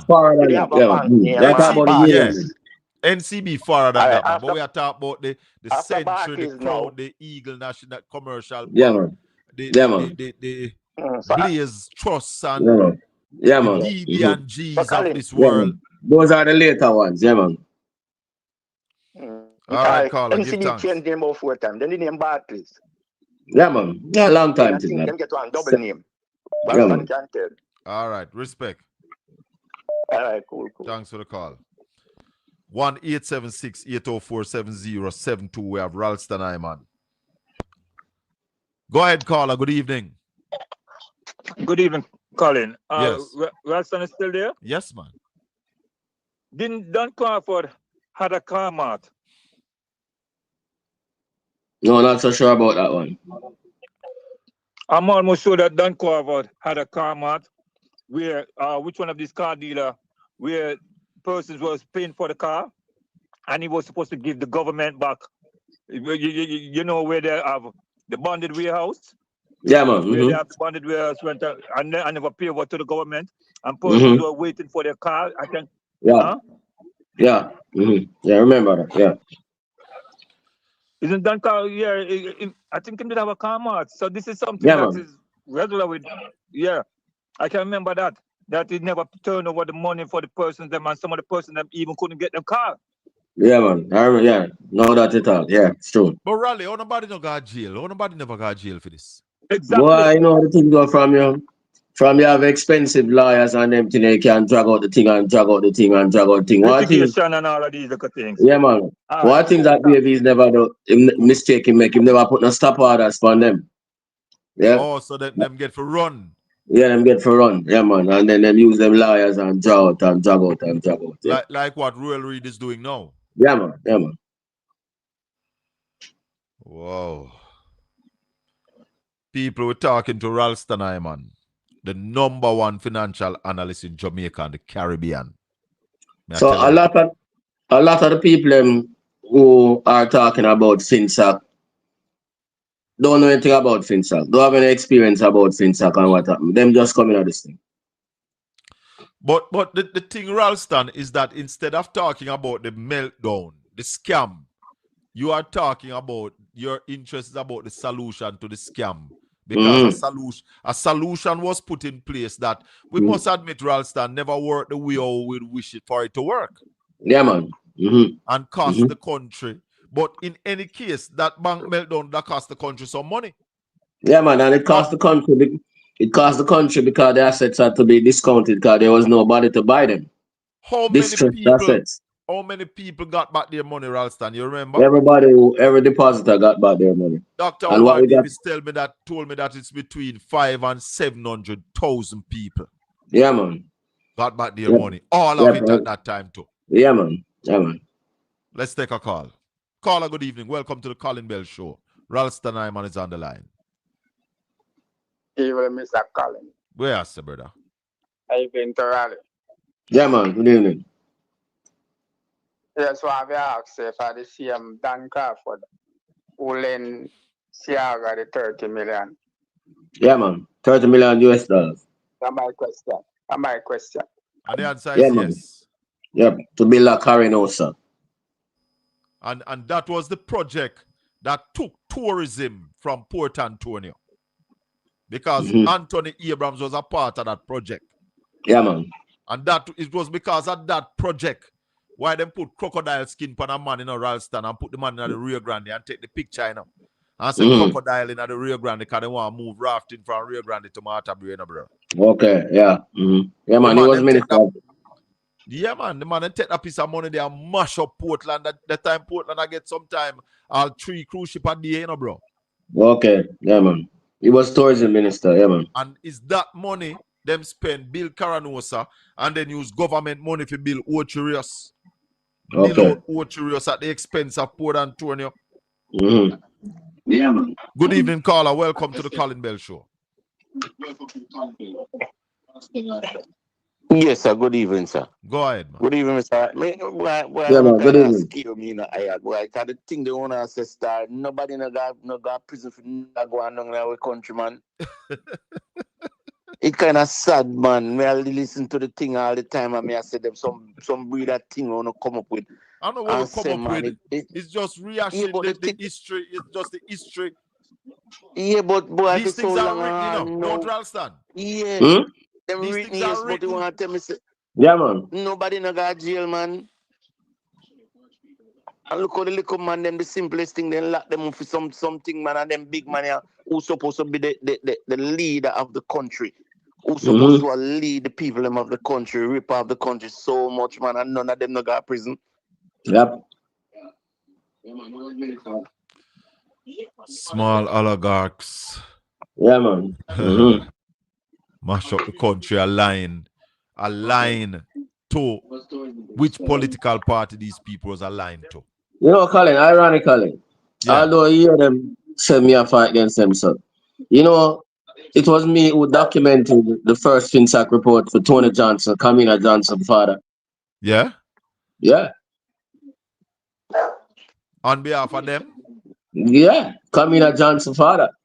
Asked me to document what's going on in the financial sector crisis. So you did some people, when we not talk about FINSAK, see mania. Yep. This year mania. Yep. But then we've been telling you know that Ralston Iman is the top financial analyst in Jamaica and the Caribbean. Yep. And it's not because I like him or because I'm a friend or we share some of the same views. It's what it is. Yep. It's what it is. It's who can tell you the thing them, who can give you the data, nearby data, not gut feelings. And not reading some article, because not every news article carry the full story. Not everyone is right. So the meltdown of FINSAK was a dangerous thing, people. We have a call. Caller, good evening. Welcome to the Colin Bell Show. Good evening, Colin. Blessings, my brother. Welcome. Ralston Iman is on the line as well. Yeah, man. I'm here listening to you guys, man. First time caller. Heal up Ralston Iman. Big up yourself, Raleigh. Listen to you. Yeah, man. Blessed caller. Blessed, man. Yeah, man. Yeah, man. Boy, I learn a lot from you with the little we me learn of FINSAK. Because a lot of people don't know that PricewaterhouseCoopers was the auditing firm that the government had used to audit all those financial banks did run by a man named Richard Donner. Yeah, man. And back in those days. And really, I can tell you something. See, man, Sibani Hotel that was owned by Central Bank. What Yeah, Dan man. Crawford did was buy Sibani Hotel through a company named Central National Holding, which was Yeah, man. owned by his daughter. So Yeah, man. when Price Waterhouse went in, Sibani Hotel was owned by Central Bank. Blood Yeah, fire. man. Yeah, man. History. Yeah, A man. lot of people don't know all these things. Yeah, man. Because what they did, they have a second company where that was and then they took the asset and put it in the holding company. So when Yeah, you man. went in, you couldn't find anything. That's correct, man. And apart from PricewaterhouseCoopers, the international firm McKinsey and Company Limited also found the same things too. Yeah, because it wasn't only Jamaican companies. There were international companies, McKinsey and those top international consultants also work for So the the, government. Yeah. so the government of the day brought in outside International help people. Yeah, man. Mm-hmm. to Mm-hmm. audit the Yeah, meltdown. because Yeah, man. because Yeah, it man. was so massive, Colin. Because it was so massive, so one Yeah, man. company could never Yeah, man. do all of the companies that was Mm-hmm. involved in it. Yeah, man. So, but what the vexation Ralston, why the PNP? come to no, Colin? Hold on. And we have to bring politics tonight now. Because why the PNP have never really put out their facts or their side of the story. And No. well, people have different side, yeah. So why the PNP has never really put out their side of the story and bring these things to the fore? Colin, you have to understand, the PNP is Hold not on, like the caller. JLP. Hold on, go ahead, Raleigh. Well, when Davies was there, that's something we'll go over and over and over and over. The new people them who are on the PNP now, them not believe say them need to go over them thing. It's just that what we're seeing now, in desperation, the other side I bring up them thing them more and more to distract from their poor economic and governance performance. Exactly. Yeah. So But that is why it is back on the front page right now. But then we have to now put the history lesson out there. Yeah, and that is why, if they're really serious, them let us publish the report or spend $150 million on already. But Ralston, they are not going to release that report because the findings show that it is the cause. Yes, FINSAK was expensive. It was the first time Jamaica experienced something like that. Yeah, and it man. was the first bat at the wicket of dealing with it. Just like how this government love talk about the deal with COVID. We can show a whole heap of ills, whole heap of mistake with the government making a COVID, whole heap of rubbish where them do. We didn't deal with COVID that well.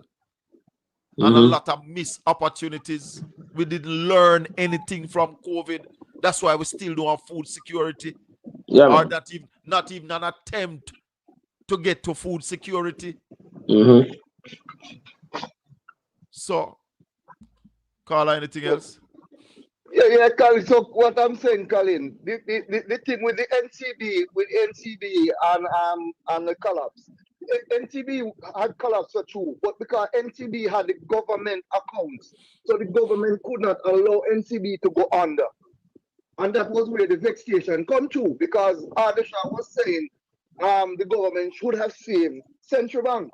So that is the reason why you hear them run and come out with this notion, this something that, just because the government didn't see. So let me ask you something. Is Central Bank Ardesha money did they? No, because they had labor rights, Colin. They are aligned to the Labour Party, so they were upset. That the government saved NCB and didn't save Century. Right. But the government had to save NCB because NCB was the National Bank of Jamaica at that time. Your views on that, Raleigh? Yeah, but they could not. The argument is that you could not allow the financial sector to fail. NCB to collapse. Because if the financial sector failed, the entire economy would fail. Right. So you had to take over the thing and had to have an agency like FINSAK in order to take off the bad debts and try to sell the assets and free up the bank. And free up the bank and keep the sector running and give back the people them, the depositors, their money. We couldn't allow the system to fail. Is it true that some banks, multiple banks, use the same collateral for loan? Yeah, of course. Depositors, borrowers use the same collateral all around the place. Yeah. So at the end of the day, the collaterals that they use, the property, the house, where they use to secure the loan, never mean nothing because three different banks have 3 different banks all at have the it, same. 5 different banks have it. Yeah, man. Yeah, man. Yeah, man. And that's why I call it, Raleigh, the Yeah. first organized scam. I believe it was organized. Because how Well, can you be running multiple banks? Organized in the sense that they went around the regulators because the regulations were not appropriate for the liberalization process. So you do something we're not ready for. You never have no reserve, so the central bank couldn't. So that's the next thing we want people to understand. So now we're talking about central bank intervention, and we hear people are talking about 6.7 billion in reserves and all of those things. When the liberalization of the foreign exchange market took place, we never have no reserves. So the central bank couldn't intervene at the foreign exchange market in order to balance the supply demand equation because we just never had a reserve. The reserves were minus $500 million. Coming out of 1989 election. Yeah. When Davies left, it was $2.4 billion. So that was a turnaround of about $3 billion. So Davies is the man who built Jamaica's net international reserves. You know? So we have people now talk about 6.7 billion and this and that. Before Davies, there was nothing. Nothing. There was Coming a deficit out of 500 million. We were in minus. Yeah. So we have to come up to 500 million and reach zero before you reach 2.4 billion. Wow. So Davies is the father of Jamaica's net international reserves. I'll hear them at that. All right, caller, give thanks. I'm giving somebody else a chance. Yes, Colin, man. 1-876-804-7072. This is the Colin Bell Show. Go ahead, Riley. Additionally, when we hear talk about IMF tests, Davies was the only man who passed 12 consecutive IMF tests. That was the first man who passed 12 consecutive IMF tests because he used to write in program himself. He never met the IMF writing a program and give. Oh? Yep. So if you write it, you must can take it. Yep. Yep. Yep. No, Raleigh, as I was saying, there are banks now are lending agencies who are using some of these same high interest rate that was in place back then, don't? Repeat that. Yeah, it sounds muffled. Go again. There are some private lending agencies now, some little lending agencies popping up all over the place. Yeah, man. It's some high interest rate them are used Yeah, for some man. short-term Yeah, loan man. like back then. Yeah, man. Yeah, man. Same way. So what's the difference now? What is the difference now?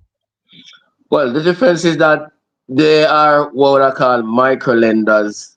Yeah, and the Bank of Jamaica just start regulate them now too. Yeah, and people who desperate really borrow from those institutions, and that is why we want the interest rates to come down and the regulations around lending from the commercial banks to be made easier so that drive so many people because out of desperation.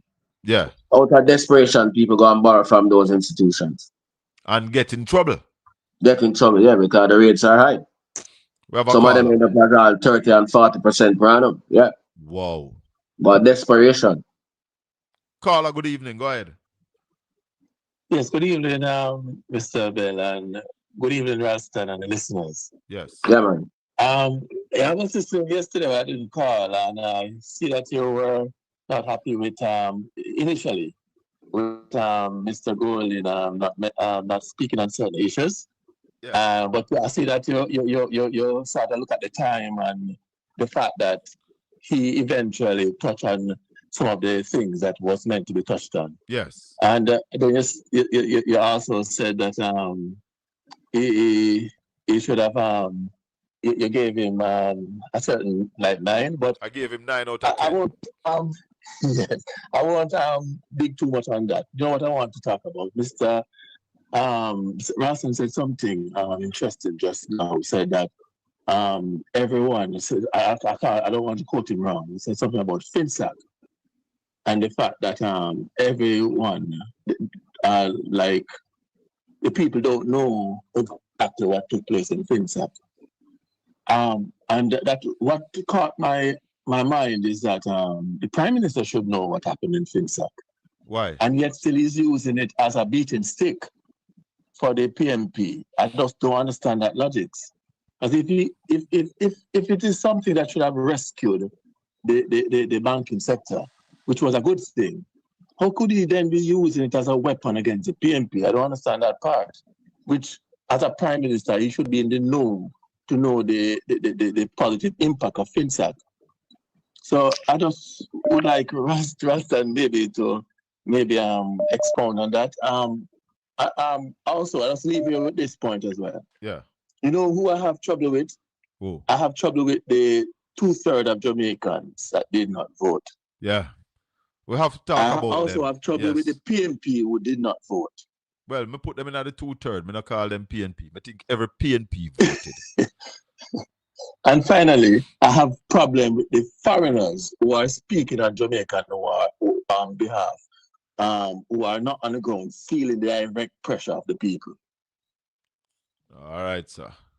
I just want to leave that on the table, you know. All right. But yes, that issue about the FinSec that the Prime Minister should know. All right. And then use it as a weapon. All right. Thank you very much. Raleigh, you heard him?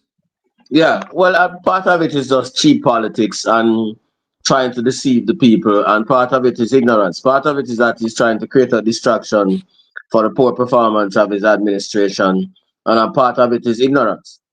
A lot of these, he must have little youth when them things they're going. A lot of those things, him don't know anything about. Him hear about them, and part of it is also to distract from the poor performance. Raleigh, we were talking earlier about the banks still mopping up liquidity. The opposition leader spoke to being more aggressive in these 2 years that the fiscal rules have been suspended. Why is that important?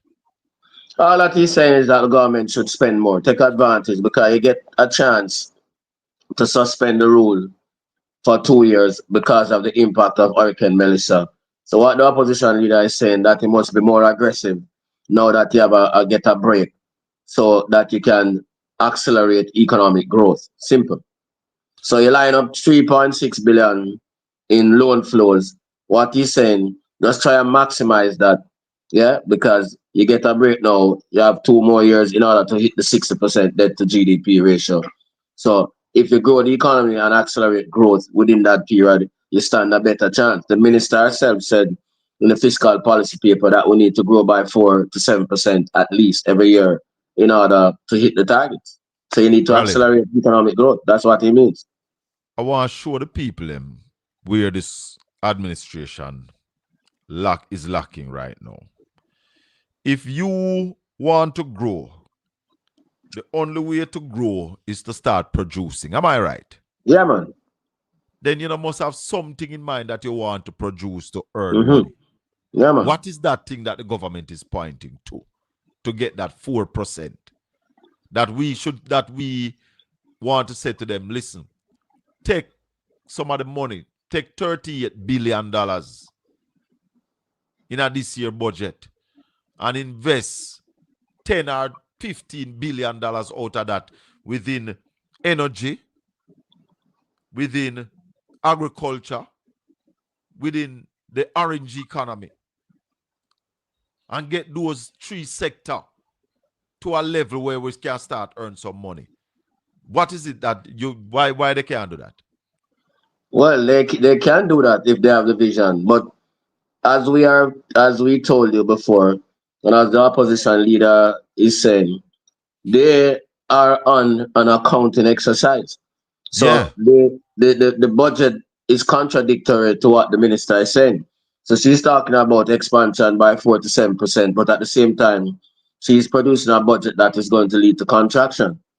So it tells you that they don't know what they're doing in simple language, because you're doing the opposite of what you want. One more question before I go to the caller. Isn't it then that the Jamaican people don't understand what the government should be doing? They don't understand the economy of the country. Well, they don't understand. No, the Jamaican people don't understand. No, clearly. And those who say they understand mislead the people. So you have to talk about the analysts them who say them understand. No, they have been misleading the people. Go ahead, caller. Good evening, Colin. Hey, wagwan, brother Junior. Yeah, man. We get cut off from earlier, so we get lost in the system. So we just realize that you have one Ralston. Yeah. But I was down when you were talking about FINSAK. Yeah.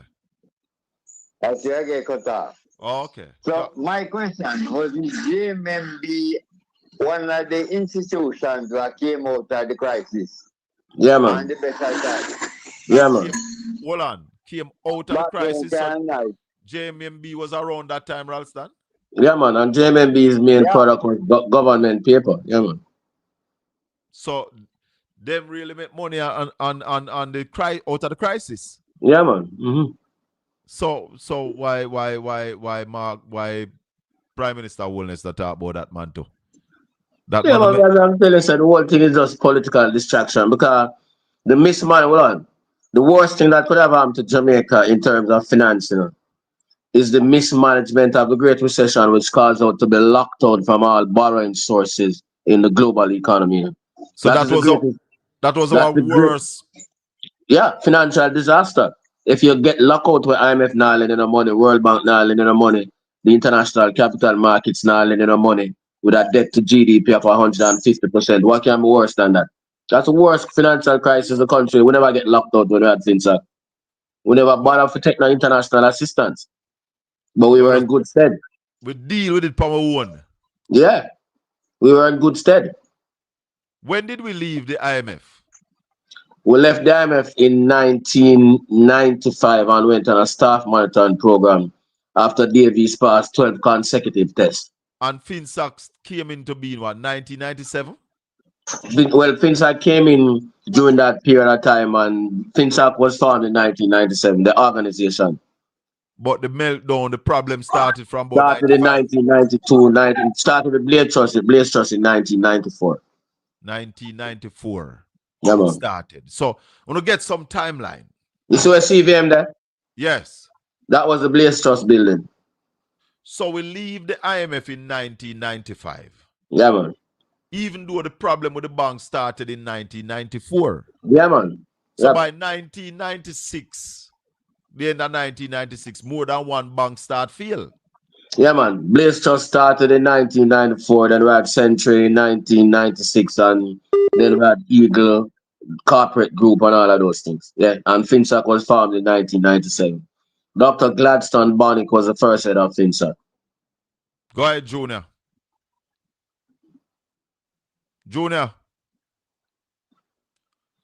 So, as my telling, go ahead, Raleigh. The biggest financial debacle that this country faced was the locking out from the international capital markets, and the man must say when Jamaica go fail. That bigger than FINSAK. Yeah? Yep. Murder. Trust me. Debt to GDP was 150% at that time.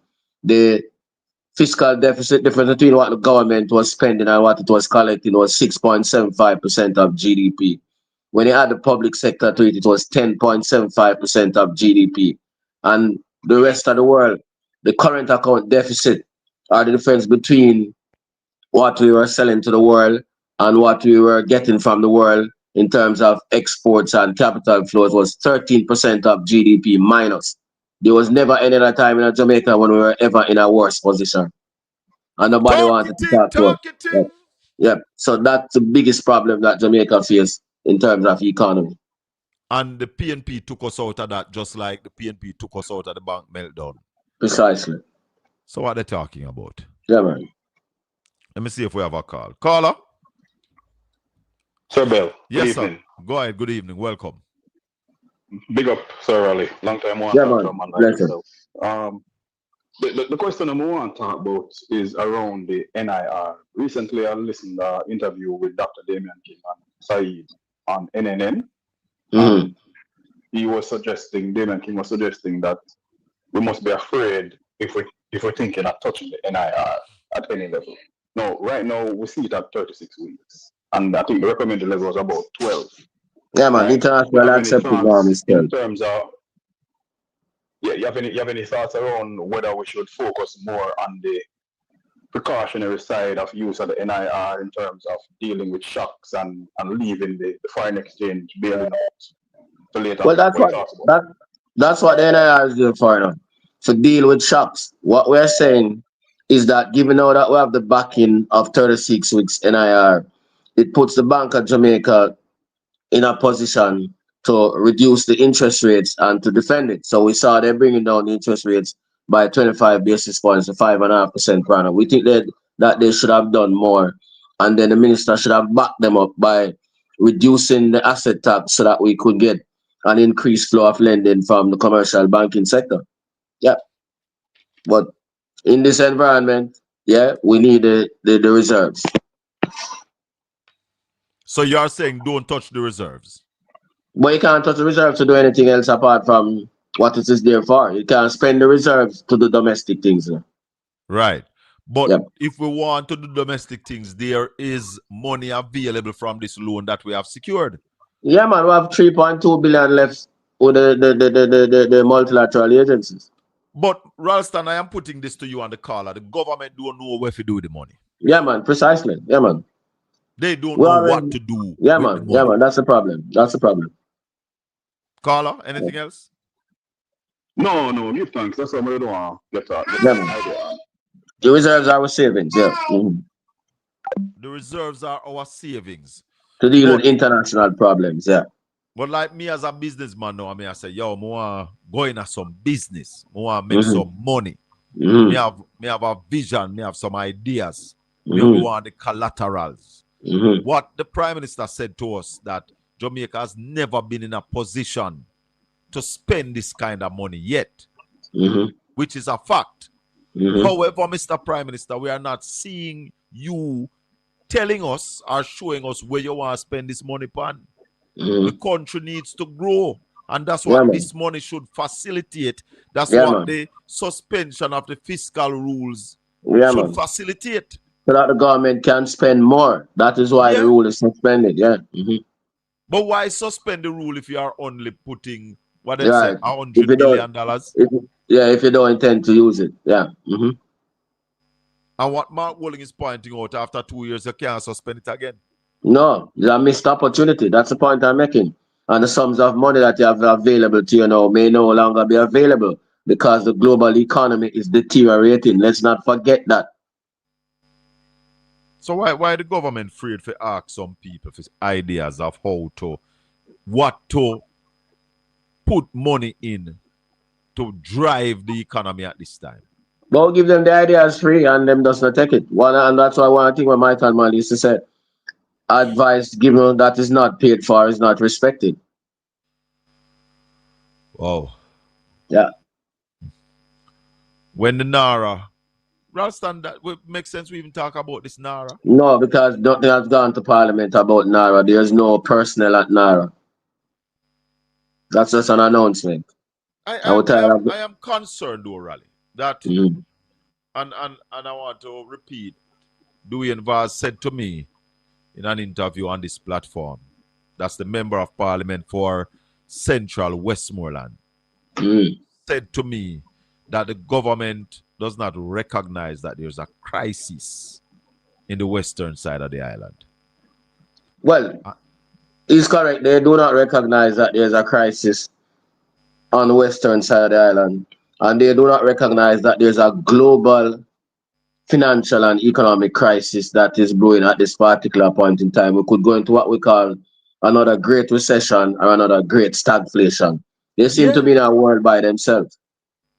And we basically just marking time getting slower than ever. Yeah, man. Same approach that they took during the Great Recession of 2008. What would the Jamaican economy look like, Ralston?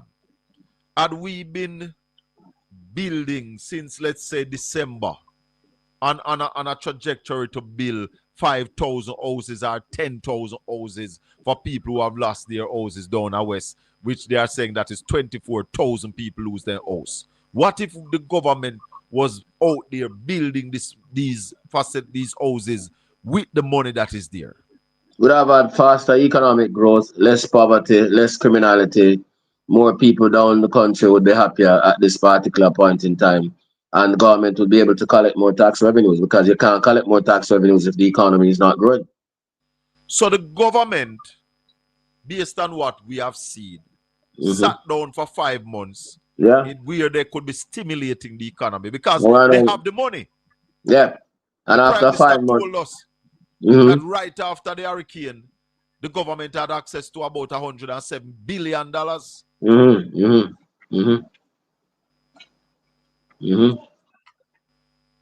Ralston, may I tell you the truth? I'm frustrated because when you hear some people support this rubbish. Yeah, man. When you hear people support this rubbish, you wonder where we're going as a country. Partisan bias, yeah, man. Yeah, Partisan who really bias. cares? Yeah, man. If you don't know, what if you do shut up your mouth? Yeah, man. It's the government have to lead the spending, but the finance minister says private sector going to lead the recovery, Ralston. Yeah, but the private sector can't lead the recovery if them not have no money, if you not give them no incentives. And private sector people are ball about the tax package, you know, give them the money and give them the incentives and you turn around and tax them. You're saying that the private sector lead that ball. Yeah? In this budget that was presented, there's nothing in there for the private sector to... No. And people are depending on whether they'll hear something from him tomorrow in terms of a reversal of the tax packages and something for the private sector, such as a reduction of the asset tax, a moderation of the sugar drinks tax to put it on a what you call a kind of graded trajectory. Yeah? So people are waiting for him some adjustment from him tomorrow. So we hope that him approach the thing in a mature way and make some adjustments. The next thing that we'll talk about, there's a the day in the Middle East and the war between America, the Israelis, and the Iranians took a different twist today, you know. Yeah? Talk to us about that. Soleimani and Larijani was being buried today, and the intelligence minister was killed today. The Iranian, the largest natural gas oil complex in the world that is owned by the Iranians and the Qataris, was bombed last night. So the Iranians are saying, bombed by the Americans and the Israelis. So the Iranians are saying every oil facility in the region is now a target. So the world is right. So all that means higher oil prices, higher fertilizer prices, higher jet fuel prices, higher prices for all goods and services, higher levels of inflation, interest rate, slow down the global economic growth, more unemployment and more problem. So I hope the Prime Minister took that into consideration when he was crafting his presentation to be made tomorrow. Because we don't want to hear no foolishness but no FINSAK and no tracing enough. We want to hear how we are going to grow the economy. What is the growth strategy? Growth. What is it that you are going to about corruption, which is a cancer which affecting growth, including your own statutory problems. And that is taking so much money from the people of Jamaica. Yep, precisely. As well as how you are going to deal with the global crisis. So those are 3 things we want to hear about tomorrow. What you plan to do about corruption, what is the growth strategy, and how you are going to deal with the current global crisis and the impact on the Jamaican economy. We don't want a puerile tracing on a 6-hour and a 7-hour presentation. We don't want that. Simple. We want to hear about corruption.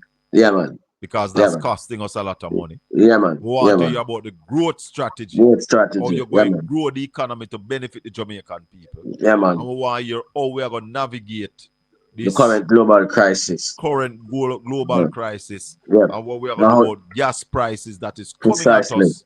Yeah, man. And how you plan to deal with the health sector after taking the advice from the Donald for run with the Cuban doctors then. Yeah.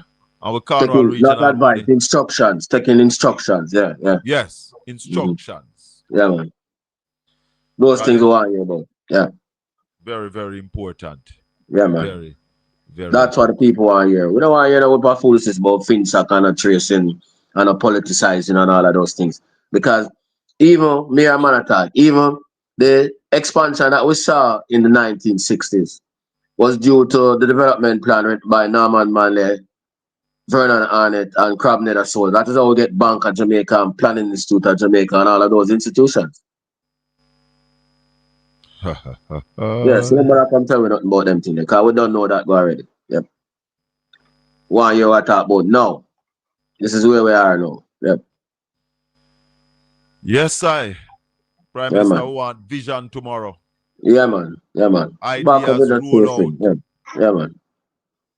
How we are going to make money? We must take some of this loan here. Yeah, man. All are afraid of borrowing. We must take some of this money to invest in our people that Yeah, we man. start earn. You can't borrow this money here. Suspend the fiscal rules.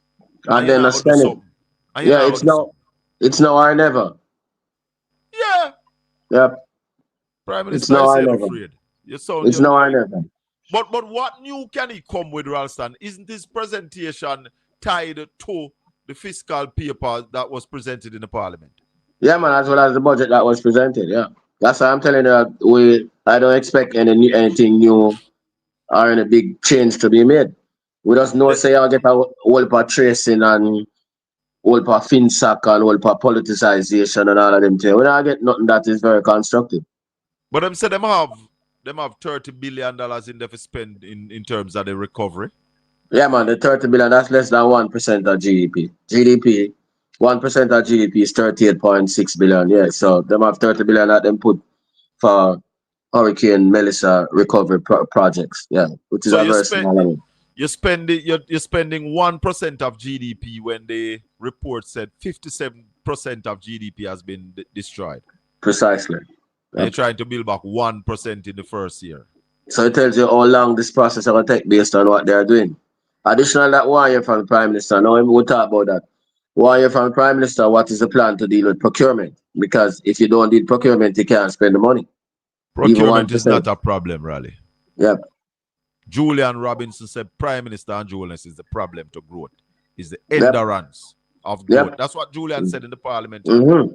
Yep. And the so man 1 talk year. to the Prime Minister, the man say you must change that. Yep. Too much of the money have to come through your office. Yeah, why man. is the man say I think 60% of the capital budget, have to Yeah, go man. through the Prime Minister, Yeah, man, it's true. Hey, tell her. Yeah, man, Jamaica House is a bottleneck. It's true. So I'm have to talk about that tomorrow too. Yeah, man, why you will say about that tomorrow? Yep. So the office of the Prime Minister will hold back the country. It's true. Wow. Yeah, man. That is why you call failure. Yeah, After man. you put in a ministry called Ministry of Growth and Economic Growth and Job Creation, and the growth that you talk about is 0.8%, and people are calling this Prime Minister great. What can go so? The data does not support you all. All of who said the Prime Minister great, the data does not support you. Yeah, man. Data-driven analysis not support that. Yeah, man. The Prime Minister laid out the key indicators, Mm-hmm. When say 5% growth in 4 years. Yeah? Mm-hmm. You not reach that. 10 years, your average growth is 0.8%. 0.8%, yeah, man. Mm-hmm. That means, out of 100, you get about 8. And not even real 8, not even real 8 out of the 100 you get, That's correct. What can go so? What can go so? Eh?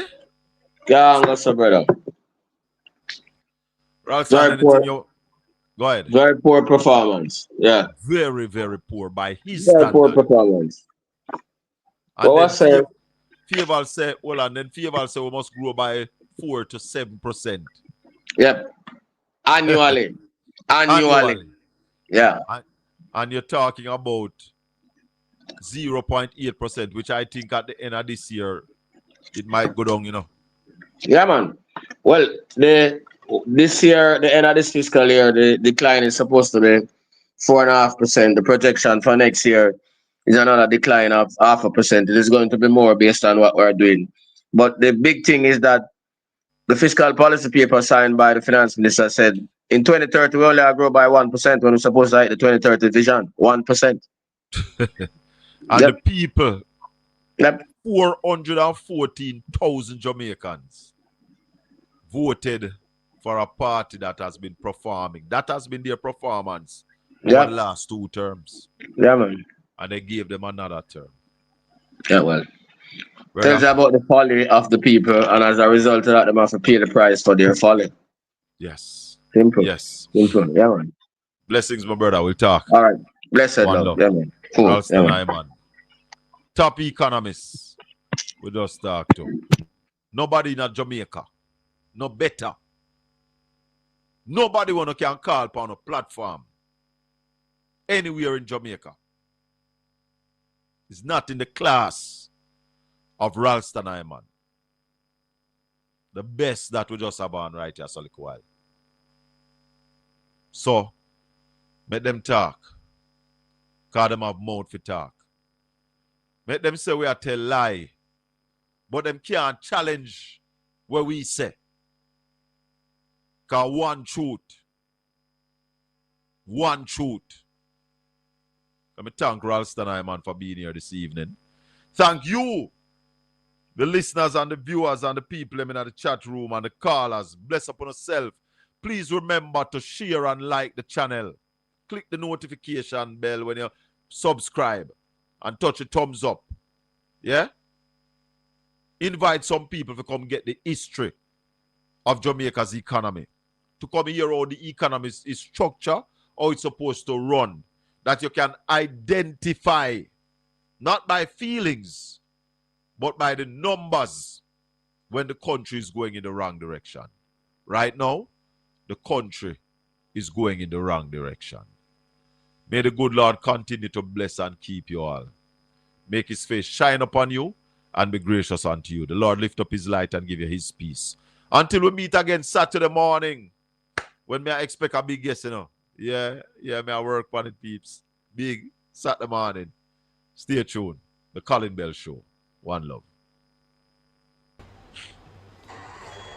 Tell them to try pre-we, big up Portland Spice TV. Tell them to try pre-we, big up Portland Spice TV. Remember to subscribe. See, Portland Spice TV. Louis Culture say it once, so I say it again. Portland Spice TV. We are going to hold them and pop it off. Bogus match where we rip off. Subscribe, share. Portland Spice TV is here. Woo!